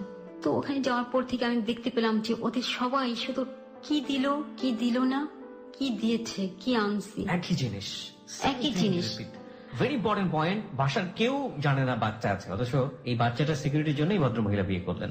ওকে, হ্যাঁ বলুন। তারপর কিছুদিন যেতে না যেতে আমাকে টাকার কথা তুলতেছে। ওদের ফ্যামিলি অনেক বড়, ওদের সৎ ভাই বোন আছে 7 জন, ওরা আছে 5 জন। ওর বাবা যে 7টা বিয়ে করেছিল এগুলো আমাকে বলেনি, প্লাস সে যে বিয়ে করেছিল তা আমি জানতাম না। এই বিয়ের পর আমি সব জানি তার কাছ থেকে। তারপর কিছুদিন পর ওর সতাই বোন জামাই আমাকে সব জিজ্ঞেস করলো, কথাবার্তা জিজ্ঞেস করার পর বলতেছে তুমি কি 5 থেকে 6 লাখ টাকা আনতে পারবে তোমার বাপের বাড়ি থেকে? আমি কি করে, এটা কি বলছেন আপনি? এই নিয়ে শুরু হলো মারপিট। তারপর আমি ডিসেম্বর মাসে গেলাম ওদের বাড়িতে। ওদের বাড়িতে যে মাকে বললাম, আমার শাশুড়িকে বললাম যে মা আপনার ছেলে তো এরকম করছে প্রায়। তখন জানে যে আপনার একটা মেয়ে আছে? কেউ জানে না। তারপরে আমি বললাম যে এরকম করছে, এগুলো তো সহ্য করার মতো না। আচ্ছা তুমি ওখানে থাইকো না, ঢাকায় আর থাকার দরকার নেই, তুমি গ্রামের বাড়িতে চলে আসো। আমি গ্রামের বাড়িতে আসলে আমি থাকবো কোথায়, এখন তো ঘর দেখছি না বাড়তি। তুমি এক কাজ করো, তোমাদের বাসা থেকে 2 লাখ টাকা নিয়ে আসো, একটা ঘর তুলে নাও। তোমার মাথায় তো আকাশ ভেঙে পড়ে যে বলে কি এরা। তো এই নিয়ে প্রায় কথা কাটাকাটি হতো। ওখানে তখন আমার থাকা হলো ওখানে 15 দিন। একদিন রাত্রে আমাদের স্বামী স্ত্রীর মধ্যে কি কথা হচ্ছে সেটা নিয়ে আমার শাশুড়ি এমন তুলকালাম কাণ্ড করলো করে, মানে সেই মুহূর্তে আমাদের সম্পর্ক ভেঙে যায়। পরের দিন আমি চলে আসলাম সন্ধ্যার দিকে ঢাকায়। আসার পর আমি কিছু ইঙ্গিত পেলাম আমার শাশুড়ির কাছ থেকে যে সে যেভাবে ভেবেছিল আমি সেরকম না। মানে সে ভেবেছিল যে আমি টাকাওয়ালা মেয়ে, টাকা পাবে অনেক, তাই তার ছেলেকে দিয়ে এভাবে আমাকে বিয়ে করিয়েছিল। তাই আমি বাসায় আসলাম, আমি সময় নিয়ে আসছে আমাকে, যে তার 2 মাস সময় দিচ্ছে আমাকে। 2 মাসের সময়ের মধ্যে আমার ঢাকার থেকে গ্রামের বাড়ি চলে যেতে হবে, চলে গিয়ে আমাকে ওখানেই থাকতে হবে। তো আমি 2 মাসের মধ্যে কি করবো, আমার মেয়ের জন্য নানান জায়গায় চেষ্টা করছি, খোঁজ নিচ্ছি, কোথাও তো কোনো রেজাল্ট আসতেছে না। এখন আমাকে প্রায় আলিম টর্চার করতেছে মেয়েকে ফেলে দিতে, নাতে মেরে ফেলতে। তখন আমি বলতেছি তুমি তো মেরে ফেলতে। এখন আমি বলতেছি দেখো, আমি যদি এই কাজ করি আল্লাহ তো আমাকে কখনো মাফ করবে না, আর এই মেয়ের জন্যই তো আমি তোমার কাছে বিয়ে বসছি। এখন তুমি কি বলছো, আমার তো কথা জানার দরকার না। এ নিয়ে আমাকে সে এমন ভাবে মারধর করা শুরু করলো যে প্রতিবেশীরা আমাকে দেখলো চেহারা টেহারা মেরে কিভাবে হয়। আমার এর মধ্যে 2 বার কনসিভ করেছিল, এই মায়ের ইসে আমার 2 বার বাচ্চা নষ্ট হয়ে যায়। ঠিক একই ঘটনা আবার রিপিট হলো লাইফে, একই ঘটনা রিপিট হলো। তারপর ফেব্রুয়ারি মাসে মানে আমি সহ্য করতে করতে এক পর্যায়ে অতিষ্ঠ হয়ে আমার এক রিলেটিভ আছে কাজিনের হাজবেন্ড, ওকে আমি ফোন দিলাম, লয়ার। ওকে ফোন দেওয়ার পর ও বলে কি যে আপনি যত সহ্য করবেন এত বাড়তে থাকবে, আপনি প্লিজ বের হয়ে আসেন, বের হয়ে আসে একটু কাগজপত্র রেডি করে আমাকে দেন, আমি দেখি কি করা যায়। তো আমি বলছি আমার মামলা করতে চাই না, আমি যেভাবেই হোক আমি সংসারটা টিকিয়ে রাখতে চাই, কেন এটা আমার জীবনের বড় চ্যালেঞ্জ। আমাকে সংসারটা টিকিয়ে রাখতে হবে, যদি এটা না টিকে আমি পৃথিবীতে কাউকে মুখ দেখাতে পারবো না। কেন আমার কোথায় ব্যর্থতা, কিসের অভাব যে আমার সংসার টিকবে না, কেন এরকম হবে বারবার। আমি এই লজ্জা থেকে মুক্তি চাই, আমি চাই না সংসারটা ভেঙে যাক, সংসারটা কোনোভাবে কিছু হোক, আমি এটা চাই না। এই কথা ভেবে আমি ওর অনেক অত্যাচার সহ্য করেছি, অনেক। 2 বাচ্চায় 2 বার নষ্ট হলো। নষ্ট হওয়ার পর এই ফেব্রুয়ারি মাসের 12 তারিখে সে আমার কাছ থেকে আইডি কার্ড আর ছবি নিয়ে গেল। আপনার কাছ থেকে? হ্যাঁ, আমার কাছে ছিল। তো আমার হঠাৎ সন্দেহ হলো যে আমার কাছ থেকে তার সবকিছু নিয়ে যাচ্ছে কেন। বললো যে তার যে কারখানায় কাজ করে কোম্পানিতে, সেখানে লাগবে আইডি কার্ড আর ছবি। ওই রাত্রে সে আসছে 12টার সময়, তার কাজ শেষ 6টার সময়, অফিসে কাজ। তো আমি ঘুমিয়ে গেছিলাম আমার বাচ্চাকে নিয়ে।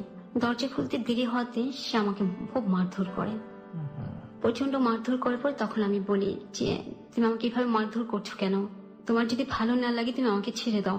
আমি ছেড়ে দেবো কেন, নিজে পালাই কুল পাবে না। সে আমাকে অনেক মারলো, মারার পর আমি তার সাথে সারা রাত কথা বললাম না।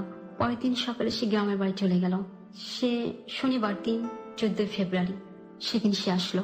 আসার পর সে কথা বলতে চাইলো, কিন্তু আমি কথা বললাম না। বলা না পর সে আবার আমাকে গালিগালাজ করলো, খুব বাজে বিহেভ করলো। 1 সপ্তাহ পরে আমি বাসার থেকে বের হলাম। বের হয়ে যখন ঢাকা মেডিকেল আসলাম তখন আমার কোনো ইনজুরি ছিল না। ইনজুরি না থাকাতে ডাক্তার আমাকে সার্টিফিকেট দিলেন না। তো আমাকে বলেন যখন মারবে আবার তখন আসবেন, ইনজুরি না থাকলে আমি সার্টিফিকেট দিতে পারবো। আপনি সার্টিফিকেটগুলো কেন চাচ্ছিলেন? আমি সার্টিফিকেট চাচ্ছিলাম যে উকিল আমাকে বলেছে, সেজন্য আমি চাচ্ছিলাম। ডাক্তারের একটা সার্টিফিকেট লাগবে যাতে করে আপনি তার এগেইনস্টে একটা অ্যাকশন নিতে পারেন। ওকে। তারপর তার ফ্যামিলি হয়তো তাকে এমন কোনো অ্যাডভাইস করেছে। সে আসছে শনিবার দিন আসার পর সে থাকলো ভালো। রোববার দিন সকালে সে কাজে যাচ্ছে। কাজে যাওয়ার পর আমি বললাম যে আজকে একটু তাড়াতাড়ি এসো, ঘরে বাজার টাজার কিছু নেই। সে এত সুন্দর ভাবে গেল যে আমি বুঝতেই পারিনি সে যে চলে যাচ্ছে। তার মধ্যে 5 মাসের ভাড়া জমানো আছে বাড়িওয়ালার, ঘরে কোনো খাবার দাবার নেই। সেটি সে গেল, বাড়িওয়ালাকে বলে গেল নাকি রাস্তায় যে আমি সামনের মাসে ঘর ছেড়ে দিচ্ছি, এরপর আমি থাকবো না, যদি ও থাকে ও ভাড়া দিবে। তারা আমাকে বলেনি সেদিন, পরের দিন বলছে কথাটা। তো সেদিন আসেনি, কি ব্যাপার আসতে না কেন। আমি অপেক্ষা করলাম, অপেক্ষা করে ফ্যাক্টরিতে গেলাম খোঁজ নিতে। সেখানে যে জানলাম যে সে কাজ ছেড়ে চলে গেছে। আমার মাথায় তো আকাশ ভেঙে পড়লো। আমি তার বড় ভাইকে ফোন দিয়ে জানালাম। জানার পর সে আমার সাথে উল্টো রাগ ব্যবহার করলো। এভাবে আমি অনেক রিকোয়েস্ট করেছি, তাদের সাথে যোগাযোগ করার চেষ্টা করেছি, কিন্তু ওর সাথে আমাকে যোগাযোগ হতে দেয় না। কতদিন ধরে এই ধরনের ঘটনা চলছে? ফেব্রুয়ারি মাসে 24 তারিখ থেকে এখন পর্যন্ত। আচ্ছা, আপনি তারপরে কি করলেন? ওদের দেশের বাড়ি গেলাম। যে উকিল পরামর্শ দিয়ে মামলাগুলো করছিলেন সে বলল চলেন তো আপনি আমার সাথে। মানে আপনি মামলা করলেন এর মাঝখানে আপনার হাজবেন্ডের? মামলাটা কিসের জন্য ছিল? মামলাটা আমাকে বলছে, উকিলে বলছে যে আমি এমন একটা কিছু মামলা করব যাতে ওরা সবাই ভয় পেয়ে সংশোধন হয়ে যায়, সুন্দরভাবে ঘর সংসার করে। আপনি সেটাই ছিল বা কিসের নিয়ে মামলা হয়েছে আপনি কি জানেন? না, আমি জানি না। আপনি আজ পর্যন্ত জানেন? আমাকে জানে না। এখন জানি যে যৌতুকের মামলা করা হয়েছিল আর 7 ধারা মামলা, যে বলে যান নিরামত নিরাপত্তা। কেন ওর ভাই আমাকে এর মধ্যে হুমকি দিয়েছিল যে আমাদের বাসায় এসে 1 ঘন্টার মধ্যে 10টা লাশ ফেলে যাবে। ওকে, সো এটা একটা যান নিরাপত্তা, আর একটা হচ্ছে যৌতুক চাই সেটার জন্য মামলা। তো আমি এর মধ্যে মামলার আগে আমি ওদের বাসায় গেলাম। বাসায় যেয়ে আমি আমার শাশুড়িকে ইসলাম করলাম, কিন্তু সে পা পিছিয়ে নিয়ে বলে আমাকে চেনে না। তারপর সে এমন কিছু কথাবার্তা বলছে, এমন কিছু রাগ ব্যবহার করছে, মানে বলার মতো। আপনার মেয়েটাকে নিয়ে গিয়েছিলেন? আপনার মেয়েটার সঙ্গে? না না না, মেয়েটাকে নিয়ে যায়নি। তারা সব জানে, তাদের কথায় বুঝে গেল, তারা সব জানে। যে ভদ্রলোক আপনার সঙ্গে ছেলেটার পরিচয় করিয়ে দিল, সেই যে বৃদ্ধ, তার অবস্থা কি? তার এখন কোনো ভূমিকা নেই, তার কোনো যোগাযোগ নেই। এখন কিভাবে চলছে আপনার সময়? এখন আমার অবস্থা মানে বাসা ছেড়ে দিতে হবে। ওই বাসায় 5 মাসে যে ভাড়া বাসা ছিল, বাসাতে আপনি এখন না আছেন? না না, তাহলে ওই বাসাতে ছেড়ে দিতে হবে এপ্রিলের 1 তারিখে। তো আমি এখন কোথায় যাবো? আমার হাতে টাকা নেই। আপনি এখন আছেন কোথায়? ওই বাসাতেই আছেন? না না, অন্য বাসায় আছে। আচ্ছা, ওই বাসাতে আপনার জিনিসপত্র আছে? ওই বাসায় জিনিসপত্র ছিল, বাড়িওয়ালা তো টাকা ছেড়ে দিবে না। আমি তাদের রিকোয়েস্ট করেছিলাম বারবার যে মালপত্রগুলো আপনারা রেখে দেন, আমি যখন টাকা দিতে পারবো তখন নিয়ে যাব। কিন্তু তারা শুনেনি। পরে আমার বাবা অনেক কষ্ট করে টাকা জোগাড় করে দিচ্ছে, দেওয়ার পর ওই বাসা থেকে মালপত্র নিয়ে আসছি। কবে নিয়ে আসছেন সেটা? এপ্রিল মাসের 1 তারিখে। এপ্রিল মাসের 1 তারিখে। তারপর আপনি কোথায় উঠেছেন? আমাকে জায়গা দিবে না, তো আমি কান্নাকাটি করি। জায়গা দিবে না মানে? আমার ভাই বাবা পরিবারের জায়গা দিবে না। তারপরে এক পর্যায়ে আমার বাবা খুব করে আমার ভাইকে বুঝায় মালপত্রগুলো নিলাম আমি ফেব্রুয়ারি মাসের 1 তারিখে। কিন্তু নেওয়ার পর থেকে আরো বেশি যন্ত্রণা বেড়ে গেল। ওরা ভাবছিল কি মামলা দিছি, ওরা হয়তো আজকে দিছি কালকে এসে আমাকে নিয়ে যাবে, এরকম অবস্থা হবে। আর এখন দেখতেছে মামলার কোনো সুরা হচ্ছে না, পুরো ওদের উপর হয়ে যাচ্ছে, ডিপেন্ডেন্ট হয়ে যাচ্ছে।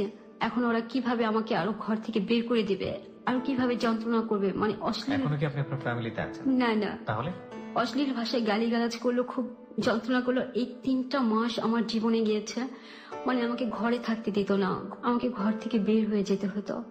বের হয়ে যেতে আমি রাস্তায় ঘুরে ঘুরে আমি ঘর খুঁজতাম। এর মধ্যে আমার খাওয়া নেই, সারাদিন কোনো বিশ্রাম নেই, এভাবে আমি হাঁটতাম। আর মেয়েটাকে এভাবে 3 দিন 4 দিন গোসল করা হতো না, খাওয়া হতো না। যখন আমার বাবা বাসা থাকতো তখন আমি রাত্রি যে ঘরটা ঢুকে, আমার মা যে ঘরে থাকে দরজা লাগিয়ে দিতাম ভেতর থেকে, যাতে আমাকে আর গালিগালাজ করতে না পারে, করলেও মানে সামনাসামনি যেন কিছু না পড়ে। শেষে ওরা কি করলো, আমার মা মারা গেল মে মাসের 24 তারিখে। 24 তারিখে মারা যাওয়ার পর আমার ফ্যামিলির সবাই আসলো, কিন্তু ওদের একটা ধারণা যে আমি এরকম একটা ছেলেকে বিয়ে করেছি, আমাকে আর অ্যাকসেপ্ট করবে না, ওরা আমাকে আর গ্রহণ করবে না। এখন আমার দায়িত্ব আমি নিয়ে নিচ্ছি, আমার পথ বেছে। এখন আমার কি করব না করব এটা আমার ভাবনা। ওরা বাসা ছেড়ে দেয় এই জুনের 1 তারিখে যাওয়ার কথা, ওরা 31 তারিখে আমাকে রেখে চলে যায়। তারপর আমি দিশেহারা হয়ে একদিনে একটা ঘর খুঁজে আমি ঘর নিয়েছি, এখন সেখানে আছি। আপনার ভরণ পোষণ, আয় রোজগার, এগুলো কিছুই নেই। আমার হাতে কিছু জিনিস ছিল, আমি ওগুলো বিক্রি করে দিয়েছি। আর আমার বাবা মাঝে মাঝে আমাকে বাজার করে দিয়ে আসে, ওটা ছেলেরা কেউ জানে না। আর বাসা যাওয়ার সময় 1 মাসের অ্যাডভান্স সে দিয়েছিল। আপনার ভবিষ্যৎ নিয়ে আপনি কোনো চিন্তা করতে পারেন না? আমার ভবিষ্যৎ কি হবে, আমার বাচ্চাটা নিয়ে কি হবে আমি জানি না। আমার মাঝে মাঝে ইচ্ছে হচ্ছে আমি আমার বাচ্চাটাকে মেরে নিয়েছি, আমি আত্মহত্যা করি। আমি শুধু আল্লাহকে বলছি, এতটুকুই বলছি যে তুমি আমাদের সম্মান নিয়ে বেঁচে থাকতে দাও, আর না তো আমার মেয়েকে আমাকে তুমি একই সাথে পৃথিবী থেকে নিয়ে যাও। এখন আমার প্রশ্ন হলো, এই যে আলিম সবকিছু জেনে আমাকে নিয়ে, আমার মতো একটা দুঃখী মেয়েকে নিয়ে এই যে খেলাটা খেললো কেন? আমি তোর কোনো ক্ষতি করিনি, ওর কোনো অনিষ্ট করিনি। আমি এখনো চাই ফিরে আসুক, আমার সাথে সংসার করুক। আমি তো সব অত্যাচার নীরবে সহ্য করেছি, এখন আমার কি হবে? আমার তো কোনো আশ্রয় নেই, আমি তো সব আশ্রয় হারিয়ে ফেললাম। এখন আমি কোথায় যাব? আমার এই জীবনটা কিভাবে কাটবে? আমি কি পারবো এই পৃথিবীতে টিকে থাকতে একা একা?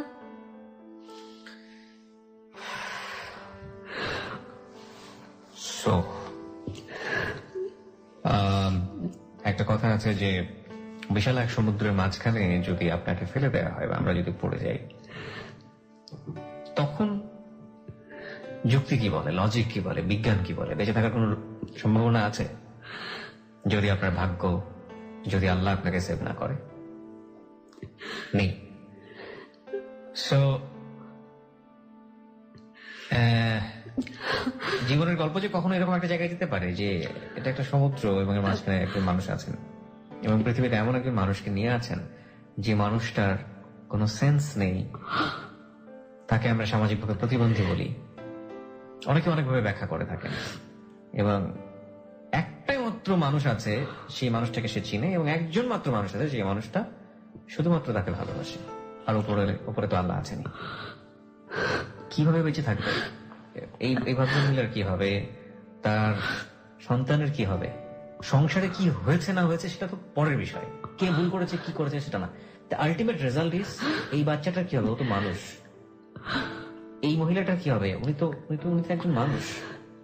এই প্রশ্নের সমাধান কি আছে কারো কাছে? মানে এটা কি হবে? শুধুমাত্র একটা হ্যালো ইট 920 একটা জীবনের গল্প প্রচার হলো, ব্যাস এটাই শেষ হয়ে গেল। একটা মেয়ে সমাজে কতটা ভিকটিম হন সেটা জানলাম, ব্যাস হয়ে গেল। আমাদের কি কিছুই করার নেই? আমরা হ্যালো ইট 920 লাখ লাখ মানুষ আছি, আমরা সমাজে কি কিছু করতে পারি না? Can't we do something? সবাই মিলে যদি একটু একটু করে এই ভদ্রমহিলাটার পাশে দাঁড়াই, ওই বাচ্চাটার জন্য, আমরা কি পারি না কিছু একটা করতে? অফকোর্স আমরা পারি, এবং এই নিষ্পাপ বাচ্চাটার জন্য আমাদের করা উচিত।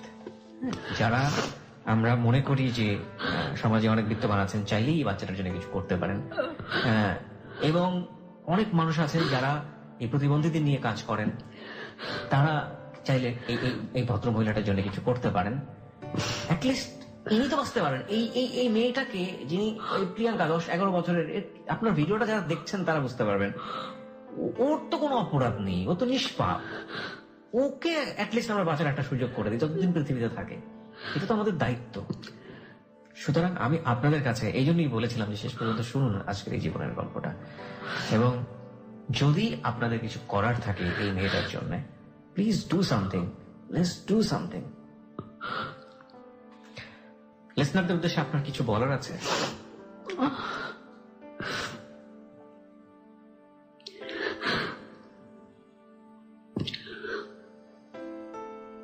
আমি কি বলবো আমি বুঝতে পারছি না, আমার কি বলা উচিত।